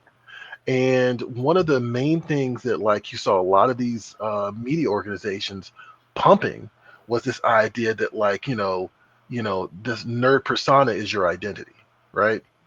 And then that evolved into like on a more social level or social political level that evolved to this character represents you in a way that is so important that it is fused with your identity now, right? And we saw this with any number of things. Like I got yelled at recently about Ironheart. You know what I mean? Like, and it was mhm. and it wasn't because I didn't want to watch the show. It's because I just didn't feel like we needed to have a cause behind it to watch the show. You know what I mean? Which I saw a lot of people Yeah. rallying for to be And Disney Street Team. But like that I have evolution a thought of about that too. yeah. Well, let me just finish saying like that Yeah, the evolution of that marketing scheme, right? This idea that like you're black, therefore you should be able to identify with this character. You're Latino, so therefore you should identify with this character. You're gay, so therefore you should identify with this character, right? Like that is a social a parasocial relationship that media in general has created, and we've gotten to this point now where people get like violent or just like hostile at the least when they think that this thing is being taken away from them. And I think you mentioned Kevin Graveau, who like Kevin Graveau mentioning this before. yeah, I'm thinking the same thing, that like Christopher Priest, first of all, Christopher Priest is having a troll. You know what I mean? Joe mhm. Quesada is also no stranger to trolling people, right? To get them to pick up a book. And And sometimes he doesn't know how to draw biracial people because go look at what Miles Morales looked like. I remember that Wizard article about that. He's like, "Yeah, I know, I messed up." You know, oh, really? there's just Okay. Well, that. when did you Yeah. draw about? Did you draw Miles Morales early on? Yeah. Okay, all No, right. was it? It was. Yeah, it Because he was. wasn't the artist on the book. I think back when Miles was created or something, it was. It was something about that. I Hmm. can't remember. But no, go ahead, man. Because you said a lot of things, and one of the things you said actually ducktails into another topic. But now go Well, I ahead, just, man. I think the big point here is that, like, you mentioned power dynamic, you mentioned power fantasy earlier, right? Yeah. And one of the talking points that I have never been a fan of is this idea that superheroes are power fantasies. Like, and don't get me wrong, some superheroes are, right? Like I look at something like Spawn, I'm like, that's a power fantasy. Like that's what that is, right? But like, I look at a character like Peter Parker, who's always like got his like, a boot on his neck. I don't think that's really a power fantasy. You know what I mean? Like I look at like, a character like Batman, I'm like, that character is kind of traumatized. Like, you know what I mean? Like they're like, I think that it's really important that we are literate about again the media literacy aspect. They were literate about the type of media we're watching and what the intention of the author was, right? And what the intention of the story is, and like where that story is going, not how we relate to it, not necessarily how we relate to it and how we attach our personality to it. Like I think that's a real problem. So Troy, I want to add in two more questions there based on yeah. what you just said, which is very, very interesting. So you have two characters, as you said, or characters designed to embody the persona and the dreams and hopes of certain individuals within the fan base. But you can't please everybody. No. So you have so many people who are you're trying to please, and then isn't it not dangerous because it takes away from the people who are going to do something? So it takes away from the creativity. Because if I'm given a, people usually say, hey, would you like to write for Marvel? Wouldn't you like to do this and this? It's getting to a point that if it was handed to me, I wouldn't want to write for Black Panther because I feel as though my creativity would be stifled. Because if I decide to carry it in a direction that 50% of the fan base isn't happy with, you know what I mean? You're gonna get that kind of feedback. So to me, I think a lot of this stuff it destroys creativity. It destroys good storytelling. It destroys good stories. At the Before same anybody else time, goes, I'll have a thought about that real quick. yeah, it does something where like it's not written in stone. So technically, I've seen characters take left turns and come back. And also, we haven't come to the end of it yet. So we don't know what's going to happen. You know what I mean? So I kind of see it because everybody will cheer if the character does exactly what they want and they're just winning, they're more powerful, stuff like that. They just love it. But as you add a stumbling block or you do something out of it, I'm watching the ups and downs of the Storm series in terms of not in the Storm series, but the reaction from the fans. So they love her 1 week because she does something that she has a new power, and they hate her 1 week because she doesn't do something that their personality doesn't align with. Because it's an amazing thing. I would love to have fans to a level where they would sit and argue with me over my own creation of what they would do and their personality. Because sometimes I'm like, this is a fictional character that can do anything because it's made up. But you're going to fight with me that she would never do this, or so it's just a very interesting dynamic where these people kind of hold these characters in such high regard. So to that, I mean, I've seen people, who is it? I think it was Jason Aaron. Like there was a dude that literally argued with him about Asgardians, and he was like, "What you're talking about? That's them in the movie." But this dude thought he was schooling Jason, and he's like, I write the book. Like you don't get the distinction of the two things. Right. But I'll say so. Like to what you said about like Storm, like 1 minute they'll love her if she does something, as long as it's completely powerful. It's the same with T'Challa. Like as long as he's showing he's this intelligent super king, everything's great. But the moment you deviate from that, it messes with their mind, and that's still all tied to this Black power fantasy. They are the visual embodiment of that. But they'll mask and say, no, it's supporting Black characters. Well, like Herschel would say, what about Monica Rambeau? Technically, Monica Rambeau can't be killed. You have to be God tier or a cosmic entity to really kill her. Energy cannot be created nor destroyed. She's the electromagnetic spectrum, and a literal Black woman who is the electromagnetic spectrum. That's a fundamental force of the universe. So where is that for her? Where is that for Vixen, and several others? But for these people, and I can't stress enough. I was on Herschel's show and I'm like, bruh, like T'Challa was getting his ass whooped by Killmonger in Volume 3 of Black Panther. He didn't kill Killmonger. Monica Rambeau killed Killmonger in that book, written by Reginald Hudlin. But anyway, man, it's just, how do I know? What makes me think it's that Black Power fantasy? It's because I've had conversations with people. Like Ta-Nehisi Coates' run, the first part. People were like, I can't believe there are rape camps in Wakanda, and I feel like they're messing with the lore. And it's like, dude, who complains on Easy Street? Ta-Nehisi Coates' Black Panther picks up right after the Black Order goes through and rips Wakanda a new asshole. But because in your mind, Wakanda was never conquered. Never mind the fact Namor went in there and he was Phoenix powered and he flooded Wakanda. People were upset about that too. Yeah, exactly. People were bad about that too. Wakanda was not supposed to be touched. But the reality is it has been.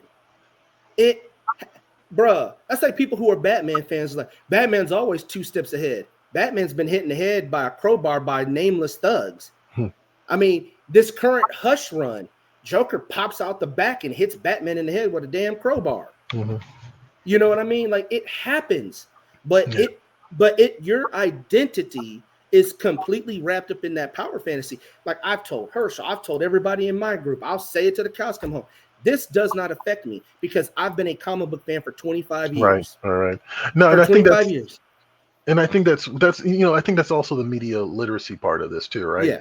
Like, and I'm not even trying to like be an asshole about this, but I remember you almost have to be at times. Well, with what I'm about to say next, which is like I remember like in like the late 90s, like the X-Men were treading water. Peter Parker wasn't Spider-Man anymore. Like Superman that came back from the dead. Like Batman that came back from having his bat broken. And I remember kind of looking around and be like, oh, so this is just what happens. Like shit, they change shit and then they go back to it. You know what I mean? Yeah.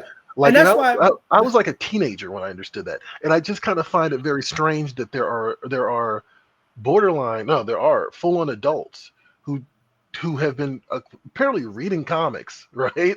Who just don't get that. Like that this is just like a temporary shift. And and also this is a future tale, if I remember, right? So what actually happens in Black Panther, the Black Panther comic, is not actually being impacted by this one story. No. You know what I mean? And that's why I said it's that fantasy. It's like I got a whole nother story that I'm gonna tell y'all, but it's like these are the same people that, oh my God, Storm's a bed wench. They just horn her out. Okay, who has she been with? Well, they had her with Nightcrawler. That's X-Men the End. That's 18 issues told in 3 parts about a potential ending story of the X-Men, written by the English white dude who defined everything that the X-Men is built on. Claremont's run is more influential than Stan Lee and everybody who came before him. He wrote the book for 17 years. These same people, she was with, that was an alternate world tale too. You're not looking at context and nuance. Also, just the reality that people date. Storm in her publication history has never been written as sleeping around like Gambit or Tony Stark. But in their mind, her history begins and ends with T'Challa.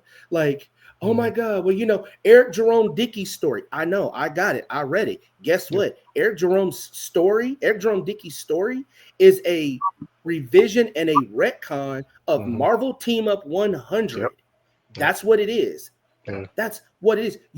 I was telling somebody, I'm like, these same people can't tell you significant events about Storm. Like they can't even tell you the issue range, not the specific issue, just the range when she fights for control of the Morlocks. You don't know. You didn't read. And that happens between 150 and 190, and that's the specific issue is 170. Yeah. But you claim to know so much. You claim to be this fan. But if you really paid attention, you would see these things have happened once. Go ahead, man.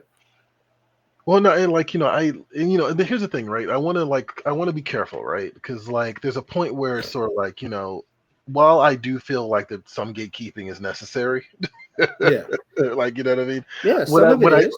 when I say that, truthfully, when I say stuff like that, I say that about like guys like the YouTube guys, right? That are like angry about everything next week, haven't read a damn thing, right?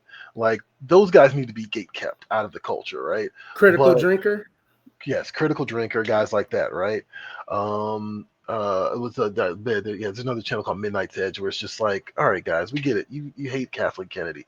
I don't think she did a good job, but you know what? Like, let's move on. You know what I mean? So, I mean, those guys need to be gate kept because they poison the well and they poison the conversation around these things, right?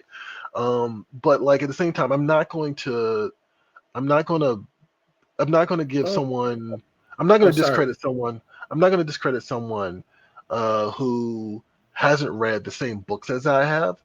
But I do take issue with this idea of like, okay, you're someone who's familiar with this format and familiar with this genre and familiar with, as a nerd or a blurred or whatever, like you're familiar with like the landscape of what this is, right? Yeah. And I'm like, yeah, I'm like, and so it's more that I'm like just kind of saying, be smarter about the stuff that you read and how you engage Absolutely. with it. You know what I mean? Like Yeah.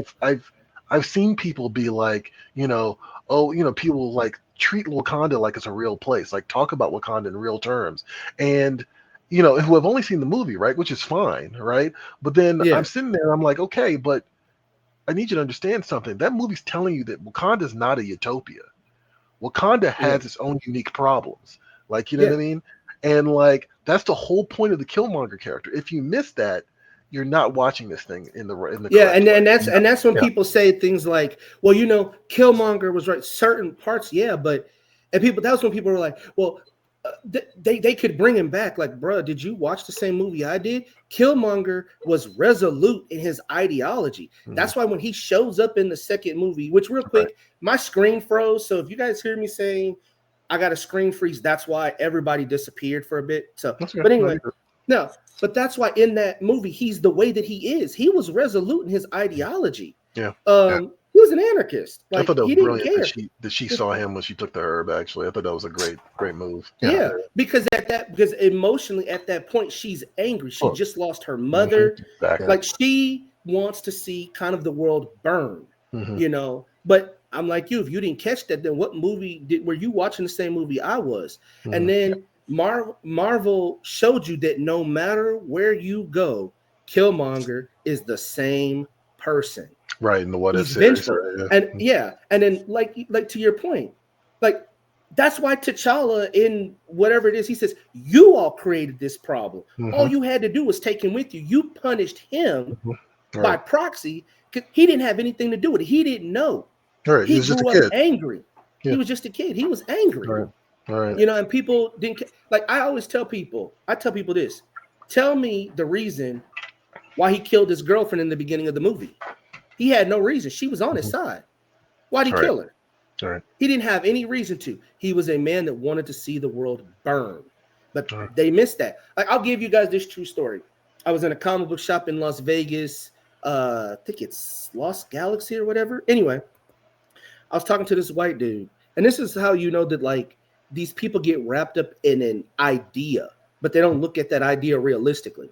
So Mhm. I was talking with him and the guy at the counter about, the DC films and all the problems they've had. And I said, I can't judge Superman versus Batman because I haven't seen it, yada, yada, yada. And this guy, this other customer that I was talking with the guy who was working, he said, well, I didn't like Man of Steel. And I was like, why? Well, I just didn't feel that the Superman was very heroic. And I'm like, what do you mean? He said, well, you would think that, if you see people in danger, you would move them out of the way. And I'm like, that's not realistic. Well, I was like, bro, that doesn't make sense. He's fighting other Kryptonians. These people, it took him a lifetime to understand his powers. They figured it out. I like to be generous and say 8 hours, right? But the truth is, they figured it out in about an hour. And I told this guy, I said, okay, he's fighting Zod. There's people in danger. If I move them from point A to point B, that doesn't make sense. you're under the assumption that Zod stands still. Zod isn't going to stand still. If I move Adam and Alan from point A to point B and Troy, you Zod, you going to stand still? That's like a nigga saying, I'm going to be right there. I'll be there when I get back, and I'm going to watch you go to the truck and pull the heater out. No, I'm going to follow you. I'm not going to let you pull that tool out. That doesn't make sense. Zod would have just followed him.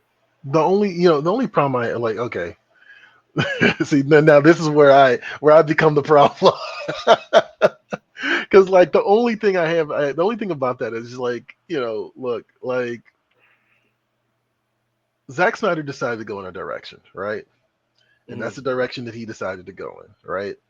And I don't necessarily agree with that direction, right? But I was also one of those people that was like, if he's starting with the darkness of the DC universe, which the DC universe also has, right? And he's getting us to like this brighter interpretation of the DC universe by dragging them through the mud first. I was like, I'm kind of along for that ride. Yeah, the not saving the people while he's fighting Zod thing didn't bother me as much as the Pa Kent scene. Like, you know what I mean? So I'm gonna let you go, Adam. But I just wanted to say, I was doing the podcast. I was doing the podcast. There you go. See, there you go. Yeah. But I wasn't. I'm like, why the fuck didn't you just grab him? Right. Yeah, I didn't like that either. I didn't like that because I'm like, okay, there's plenty of pain and tragedy.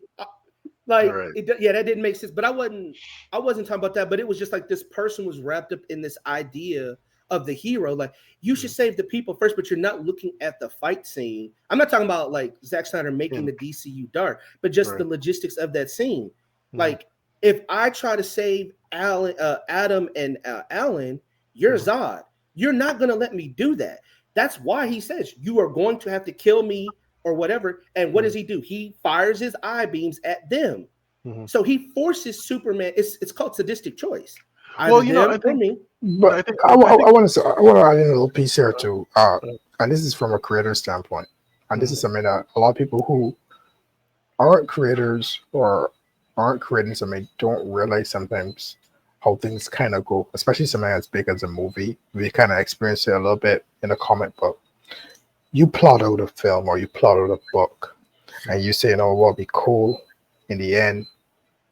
Superman breaks Zod's neck, blah, blah, blah. But as you start to produce this thing, you kind of want this to happen.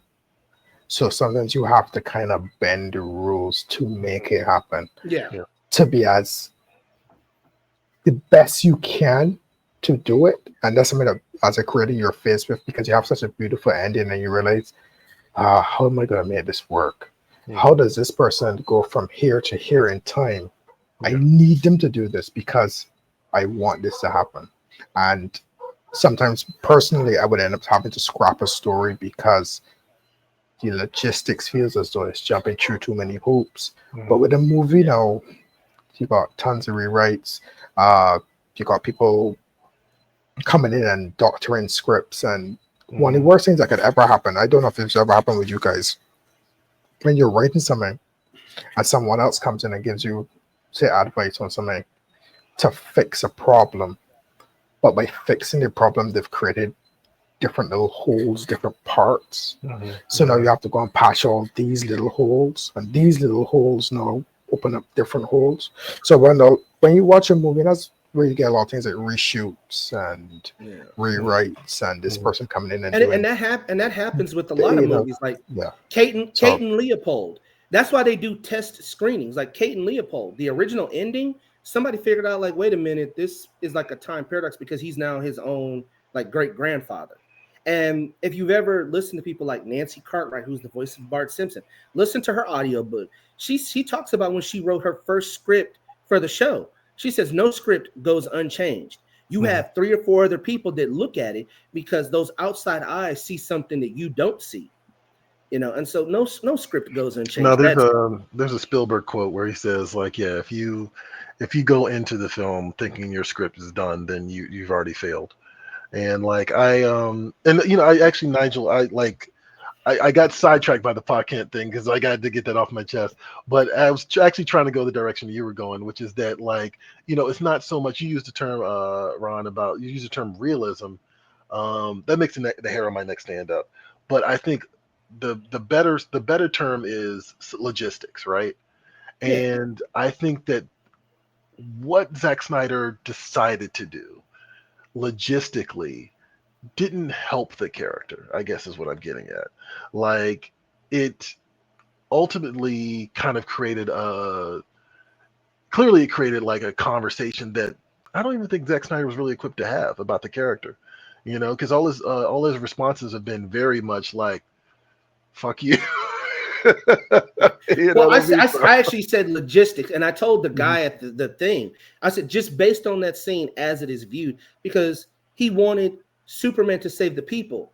But like I said, logistically, that doesn't make sense. He's fighting other Kryptonians, and these Kryptonians are not regular Kryptonians. These were all soldiers. Yeah. So Right. when you look at it realistically and logistically, they figured out really quick. They had powers. They figured out really quick, oh, we have the same abilities he does. The difference is where he had his whole life to figure it out. Where the balancing act was their military training helped them figure out help them figure out the logistical applications of those abilities. That's why Zod puts him in the situation that he does. You are either going to have to kill me or I kill them. That's the challenge. That's the challenge of Superman's ideology. And I know that there was talk around that time about collateral damage with these films, like I think that was also Winter Soldier and whatnot. And I'm like, yeah, you throw somebody out of the car on the freeway, what are the odds that they survive that? There aren't very many odds. Civil had it coming. Yeah, he did. And then you look at Batman versus Superman, there was such a uproar. That's why when they do fight, and people told me that's why they fight, they make it very clear there's nobody else around. It's clear. And right, it's but like see, to me with this whole thing, right? And that's what kind of, it's like, you ever heard, there's a story you used to hear years ago, about a man and his son carrying a donkey, and everybody's kind of pitching in and telling him how he should do it. it's a fable. Right. And that's how it is with this entertainment sometimes, where people want the cake and they want to eat it too. Yeah. You want to see an interesting movie with people fighting on a Dragon Ball Z level. I sit and watch a bunch of Dragon Ball Z movies, and I literally will laugh. Me and my son will watch and be laughing. I was like, like 1 million people probably died in this city. Right. I mean, 1 million people just died. Right. And in the next movie, $1 billion was spent to rebuild this city, and everybody's back together. But the point is, it's entertainment, right? Yeah. Right. You're watching. I sometimes it boggles in my when I'm watching a picture and somebody says, "Well, I don't understand how he was able to do X, Y, and Z, blah blah blah, because of the logistics of it." And then you're saying, "You do know that this character was born on the sun. The whole thing doesn't make it. It's entertainment. Yeah. Watch it for the entertainment." Right, There's something called the suspension of disbelief. So there's right, certain things that will break you out of a movie, and then and usually it should happen naturally. Like, yeah, this doesn't make any sense, but people kind of get caught up in their own sensibilities or what they think should happen, and these different things. And a lot of it, sometimes I try to go into movies with a really blank slate. I try to go into enjoy. I'm going to enjoy this movie, because I try not even to go into. There was a time when I went into Marvel movies because they were just knocking it out of the park, and I found that if I went in with too much anticipation, the movie didn't seem as good as I expected, because I was in my mind, I wanted to be blown away by this thing. But if I just kind of went in, it was like, I just come to watch a movie and sit down, have 2 hours and enjoy it. The experience is a lot different, or it's a lot better. One of my favorite series is John Wick movies. I would never tell you that a John Wick movie should get an Oscar.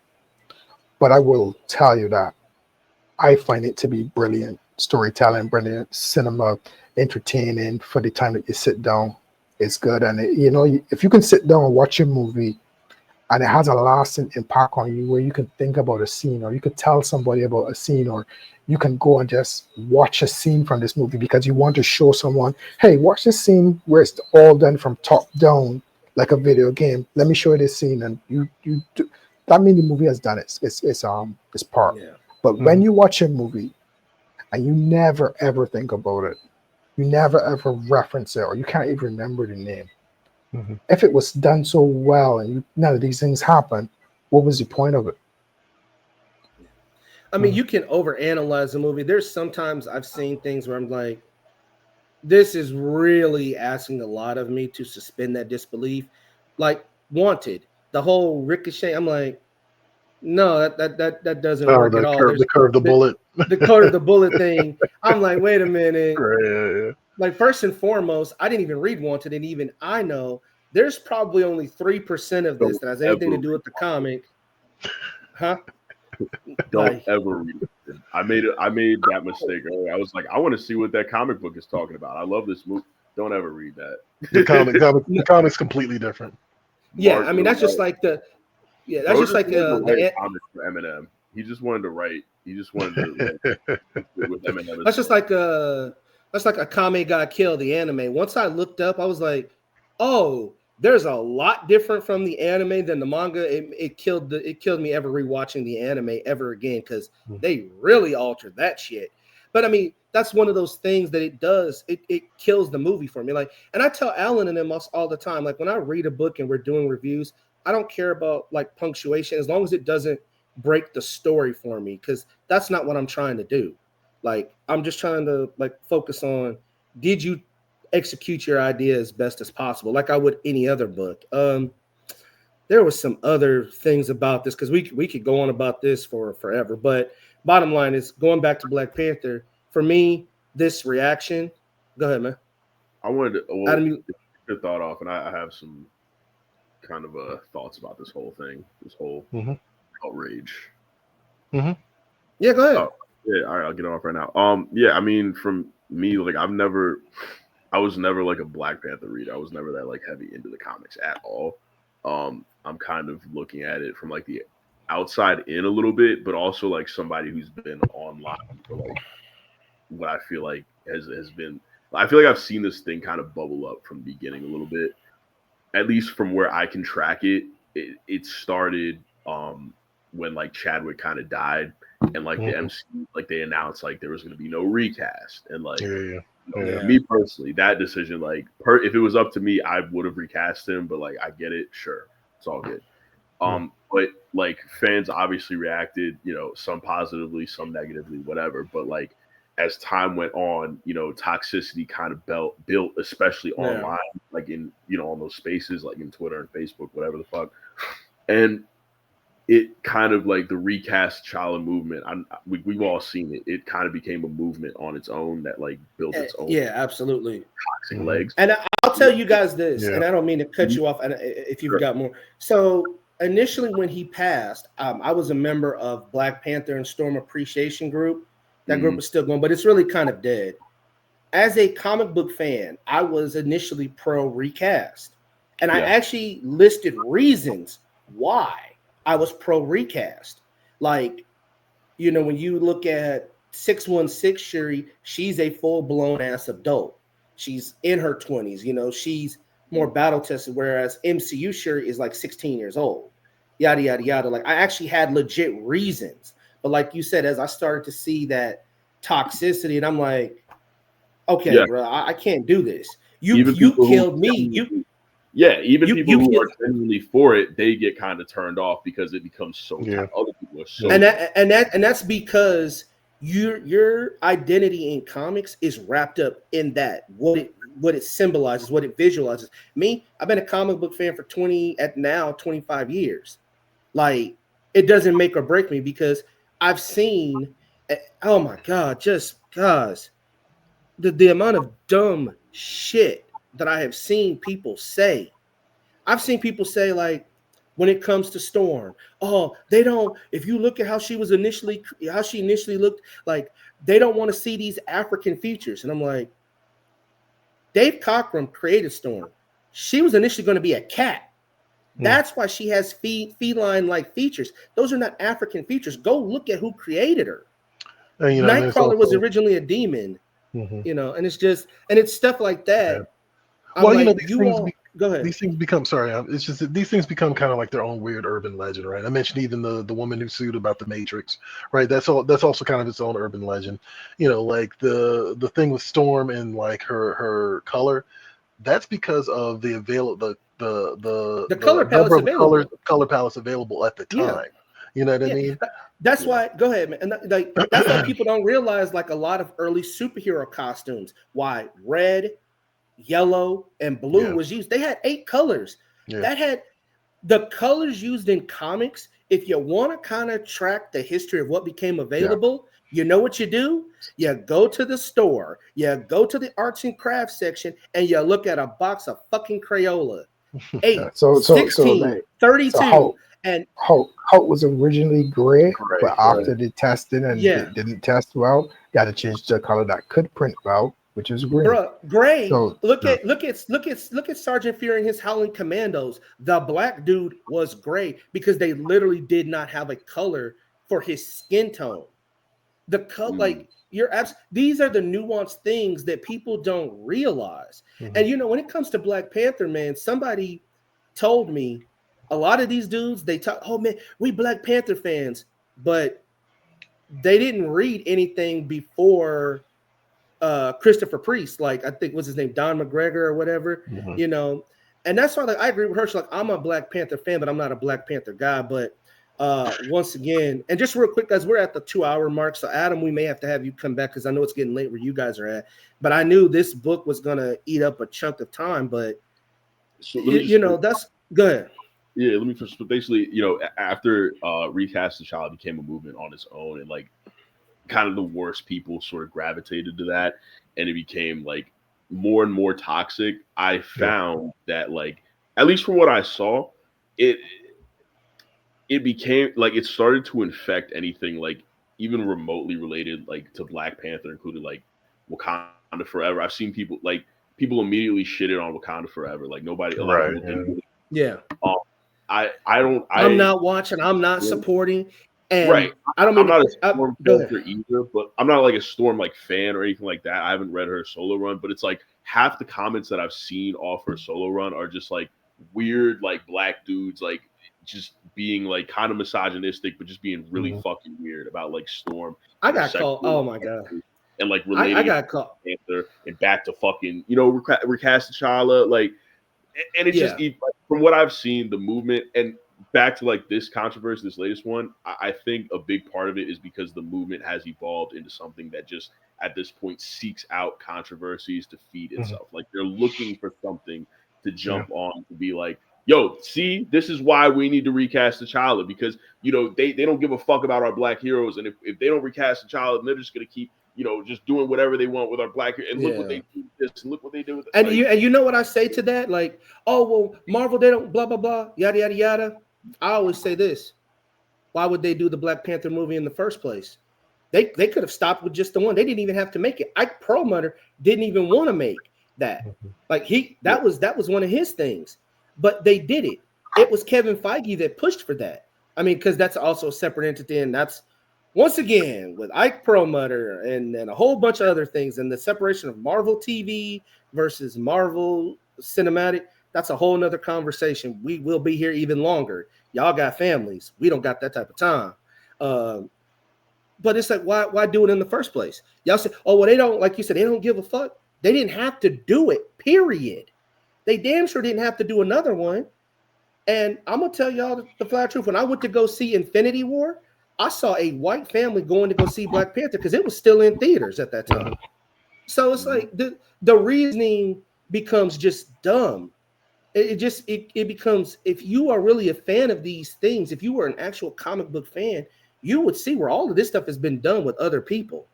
And so I'm like, it just turned me off of it. And I'm just seeing this reaction. I'm like, that's because your whole comic book identity is wrapped up in this Black Power fantasy. But if you actually took it for what it is, it's a comic book story mechanic. And we can name a bunch of heroes: Superman, Batman, Wonder Woman, Daredevil, Thor, Captain America, God knows how many times. You know how many motherfucking people have taken Professor Xavier's spot and taken up that mantle to do what he does? Like, come on, bro. It's ridiculous. But Were you about to say, Adam? yo, I feel like Adam was going to say something. Yeah, go ahead, man. I don't. I was just gonna say, like, even through all that, I think my biggest thing is like, it's like for me, it's the toxicity that's like the biggest deal. Yeah. It's like, I can understand, like, if you just want like T'Challa like to be like the center of the book, and you want him to be portrayed in a certain light, and you just want him to do certain shit, like, you could just say that. And I think that's fine. I think that's like perfectly fine. But like, I don't know. I think my whole thing is just like, I don't like how people mask their like toxicity and like just general shittiness in like this like recast T'Challa kind of facade. Yeah, it actually drowns out the people that, like you said, just really they're probably real diehard fans. They really want to see T'Challa, but they're washed under all the other bullshit. And you find that in quite a few other things too. It hurts the real like opinion, like the people who really deserve to kind of feel that way, you know. Well, you asked the question earlier, like, you know, does this impact the overall story? Or I think one of you guys asked that. And like, I actually recently came across an interview with Jonathan Hickman and him talking about the House of X Powers of 10 concept. And I remember thinking at the time how strange it was that he kind of was like, he was real gung-ho about it, and then he just kind of stopped. You know what I mean? Like, and then he was like, well, I'm going to do this 4-part series. I'm going to wrap my story up, and then I'm going to move on. Right. And he kind of recently revealed in like an interview that like, yeah, he had other plans for it, but like Marvel wanted to go in a different direction.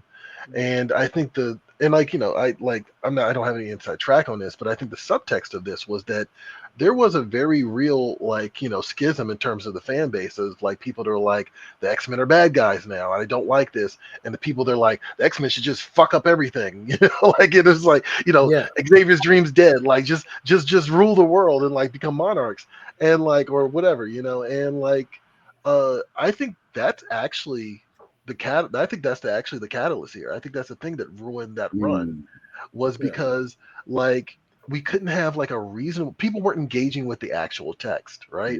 Like if you actually read the book and you looked what he was doing, he was telling us that absolute power corrupts absolutely, which is ironic because of the reaction to the book itself.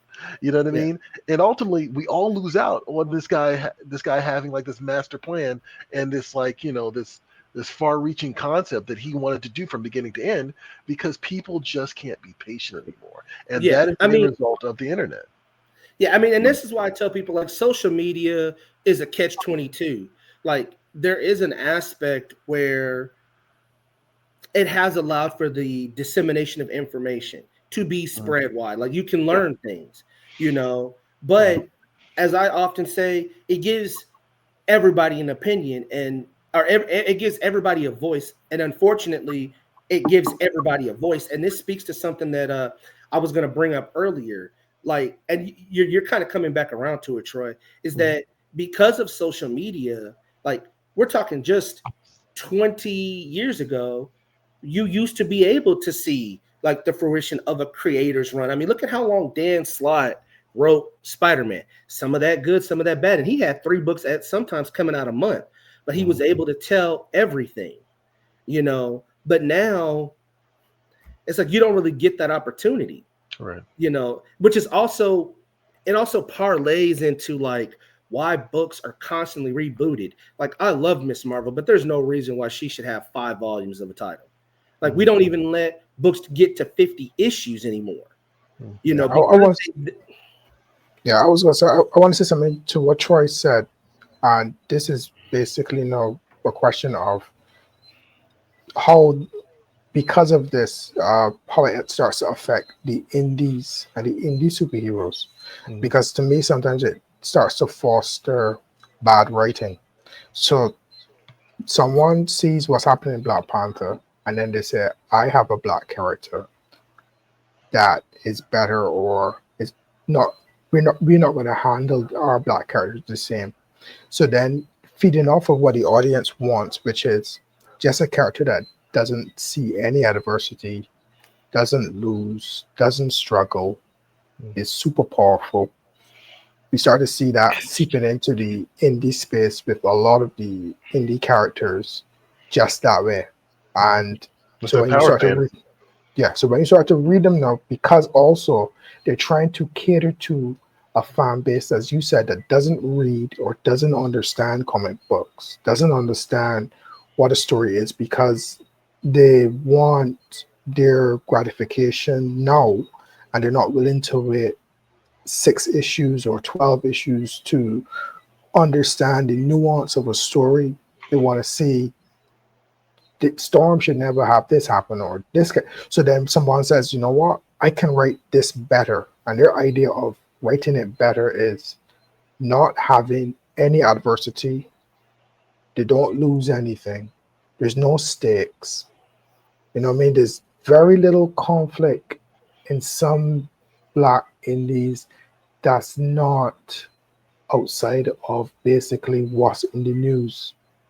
Some social issue. Not saying you can't have social issues, but you know what I mean? So you kind of you went with the easiest thing that you can kind of get people behind you with. You know, so do you see it as this kind of helps, or is one of the causes that put certain indie creators in a rut for bad writing? I mean, it's everybody's, it's your individual decision, right? Like, I mean, that's a big part of it. If you want to, I'm trying not to use a negative word here, but if you want to cater to audience expectations that way, that's up to you. I mean, people do that. I mentioned Steven Spielberg earlier. Steven Spielberg is very openly guilty of that. You know what I mean? But he's also made a lot of great movies. You know what I mean? So, I think, it's like we got to be real careful about blaming the audience for the state of things. I think that we're kind of like what we're experiencing is like a snake eating its own tail. It's like the larger media companies and their marketing and their attempts and their marketing initiatives kind of created this vicious cycle, and that goes along with them like going all in on like social media, and them going all in and paying for marketing ads and utilizing the algorithm of these social media apps. You know what I mean? And so then it's like, and then that influences how we engage with the stuff, right? And then on top of that, that also influences. Then you get the grifters who come in and are like, "Hey, I know how to exploit this." You get the critical drinkers and all those guys, right? Yeah. And then they start to exploit that vicious cycle as well. So now they're poisoning well with the conversation, and now we're not even talking about the comic or the story itself at all. And I think that's the thing that's really frustrating for me as a writer. It's just like this idea that we're not engaging with the text. Just engage with the text. It's okay. Yeah. It won't kill you. Yeah. So real quick, guys, because what you're saying, Troy, because we're at like 2 hours and 17 minutes, and this has been fun. But no, because we would have gotten to this point, what I'm about to say, a lot sooner.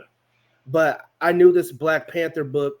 When I say I knew it's being a futurist, like I knew this was going to eat up time. That's why I told Adam, please come back for another episode, man, so we could get into your book, because there is a topic that I wanted to get into, fan bashing / loyalty. And I've had thoughts about that. I've said it publicly, like we cannot demand an authoritarian like loyalty to things, but then that ties into something bigger. Man, there was something you said and I lost my train of thought with it, but no, I mean, probably gonna have to wrap this one up soon because I know it's getting late where you guys are at. But yeah, I agree with that, man. Engage with the text. Like there's plenty of people with this book that say, yeah, if you guys read the stuff at the end, it'll help you out so much. Yeah. It'll help you out so much. But that knee-jerk reaction, and that's the part that just irritates me. It's one of the many things that irritates me. Go ahead, man. No, I was gonna say, and I guarantee you that the amount of people reacting to this thing does not equate to actual comic book sales. No. Oh yeah. And I think it's a lot of casuals, because I've had friends that said, oh my God, they made T'Challa. Matter of fact, that's what I was gonna say. I saw, because you mentioned the snake eating its own tail, like Jormungandr or whatever. I saw a meme. I saw somebody took a screenshot, and it's literally a white dude said, "This is DEI Black Panther. This is woke." And it's like, we are now at the point where the snake is eating its own tail. Some tail, And it's right? like, bro, you got to be fucking kidding me, bro. Like, y'all just find stuff to complain about. I mean, I don't know what to tell you people. I don't know what to tell you.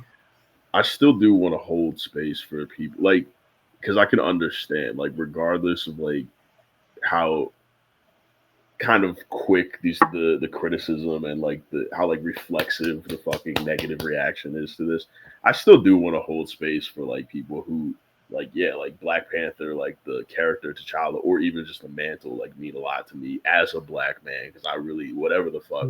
And like maybe there are some people who might find it a little distasteful, that regardless of like if it's a setup for something else or whatever, like I can get it. I wouldn't, kind of condone like a super strong react, but I can also get like kind of. I want with this space. Like I said, sorry, I didn't mean to cut you off, but it's like I said, like I want this to be a space where it's like, okay, if you liked something, you liked it. If you disliked it, that's okay. But what I'm not gonna let you do is come on here and be like, man, this is some fucking bullshit, yada yada yada. No, I want you to have an articulated point, and I think that's something that we need to get to is. You can dislike something, but have an articulated point. Have a point that makes sense other than a knee-jerk reaction. Like we've all been able to explain how we feel. Like I'm not against the book. I'm against the reaction because of XYZ. Like if you look, this ain't they're attacking black people. This is a story mechanic thing. Here's where Superman's been replaced. That's where we get John Henry, we get Eradicator, even what's his name, Bibbo. People wanted to step up. Bane deduces Bane, who figured out who Batman was, goes into Batman's spot, breaks Batman's back. Who takes over? Dick Grayson. And then from there we have, was it Azrael? And then there was also the battle for the cow. And then there was the book 52, which that was the series where they did one book a week. Batman and one of his bat kids or whatever the fuck, they go off and go do somebody else takes up the mantle of Batman. Like bottom line is these mantles they've exchanged hands. Like Troy said, it's cyclical. They'll lose it, then they'll come back. But you got to give the character some type of adversity. This is why when I was on BCL, I'm like, as an X-Men fan, Wolverine is the only person who's been able to sustain a book long term. Why? Because he has certain villains that push him. Storm is probably number 2, but you got to give her villains that push her. Batman, hands down, has the best rogues gallery. Spider-Man is a second, and everybody else is a close third. You got to give them some type of adversity. T'Challa's no different, but you don't want T'Challa touched. You do not want T'Challa touched at all, because it messes with that fantasy notion in your head. That's why Ta-Nehisi Coates' run didn't bother me, because that is a Wakanda that was invaded by the Black Order. This is an order that has conquered star systems. Logical sense. I'm going to go for the biggest, most powerful weapon you guys got, which is Wakanda. Corvus Glaivis, this is in the book, looks at his wife, Proxima Midnight. What do you see before you? And she looks at him with her ebony blade. Nothing that lives. What do? They ran through Wakanda. What do you see in Ta-Nehisi Coates' run? The aftermath of that. That's why you get, oh my God, they got rape camps. It's easy to hold the banner. Who complains on Easy Street? Nobody. It's Wakanda forever till some shit happens. And you start to see who people really are. And that's kind of what Ta-Nehisi Coates was doing, showing you who people really are. The Dora Milaje questioning, where was our king? We are supposed to be devoted to this man, and he was not here. They didn't know he was with the Illuminati trying to stop the incursions. Right. Yeah. They didn't know that. So people get caught up, but you're not looking at all of these other things that are happening that led up to that. Yeah. I mean, I stopped reading when they got to the intergalactic part, not because I didn't like it, just focus, it just stopped. Like I was actually referring to the Illuminati. It was I guess you're talking about what, Infinity, Illuminati, that's like a lot of that's like Hickman stuff. That's all Hickman, the incursions, and then Secret War 2015. And then even with that, like I'm a person, I don't think I'm a person like I believe if you love something, you have to be critical of it. Not because you hate it, because you want to see it get better. You don't want to romanticize something, that's also something people have done. They've romanticized, like that's why they're talking about Wakanda like it's a real place, or Zamunda like it's a real place. But if you look at the history, neither one of those two things were created by Black people. Go watch the movies that made us, and there's an episode on Coming to America. Zamunda was going to be Zamuda, named after it was like a producer or something like that. You know what I mean? Like, but they don't want to hear that type of stuff. You know, I never forget.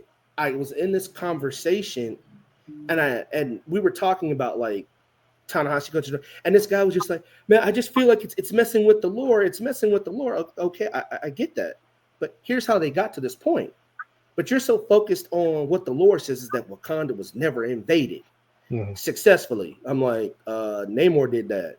Some other people have did that. Look, if you don't think that T'Challa can be, Dr. Doom did it. Dr. Doom did it. I was about to mention Doom, but here's the thing, even with Dr. Doom, if you don't think T'Challa can be removed, understand that the Fantastic Four went into Latveria and deposed Doom themselves.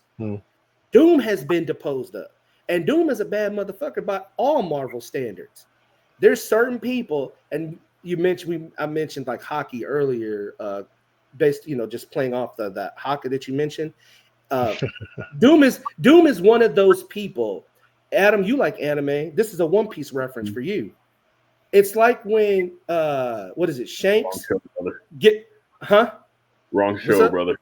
Wrong show, brother. Well, you like anime. So I mean, I watched One Piece. Yeah, but this is like Doom is like Shanks going on to Whitebeard's pirate ship, and I don't know if you saw that episode, but Whitebeard's first mate, he starts looking around at the crew and he's like, all you guys, well, I did, so y'all can go look at the scene. All you guys need to go down below. And they're like, why? They're like, okay. You find out that Shanks walks on and people start passing out. Like Doom just has that aura about himself. And if Doom can be deposed, you don't think that T'Challa can too? Like, come on, man. Like, common sense, bro. Common sense. But listen, we're at the 2-hour 26-minute mark. Troy, Adam, I would love to have you guys back for another episode if you guys would love to come back, because there were a lot of topics we didn't get into. Super Dangerous 2. I want to, but there was a topic like fan bashing and loyalty, and this authoritarian like loyalty, and then something that was touched on that I didn't really speak to was it was kind of like based off of something that Alan said about maybe 15 minutes ago, but it's like some of my views are that some indies, it's like you're trying to show that you can do Marvel and DC better than Marvel and DC can do Marvel and DC, and I think that can kind of hurt, but we could talk about that another time. Like I said, if you guys want to come back, you're more than welcome to. Matter of fact, do you want to come back? Because like I said, there's essentially we left a lot of meat on the bone here, but Black Panther ate up so much time. Like most of the time, even in the Black indie space, Marvel and DC dominate the conversation, even when the topic ain't about them. Like, and I see that. But let me see, how do I exit full screen here? Oh, there we go. But yeah, man, we're gonna end it right here. Bring all you guys back next week. I'll touch base with you guys again. We'll start and finish around the same time. Is that okay? Cool. All right. Well, if I understand StreamYard well enough, and I'm getting to know it better, you guys are good to go. I'll stick around and see if all this video links up or whatever. Cool. All right. Y'all take it easy. Thank you for coming. Great conversation, guys. Nice meeting you, Adam. All right. Nice meeting you. All right. All right. Yeah, y'all take it easy. Be blessed. It was a pleasure. All right, guys. All right. And record.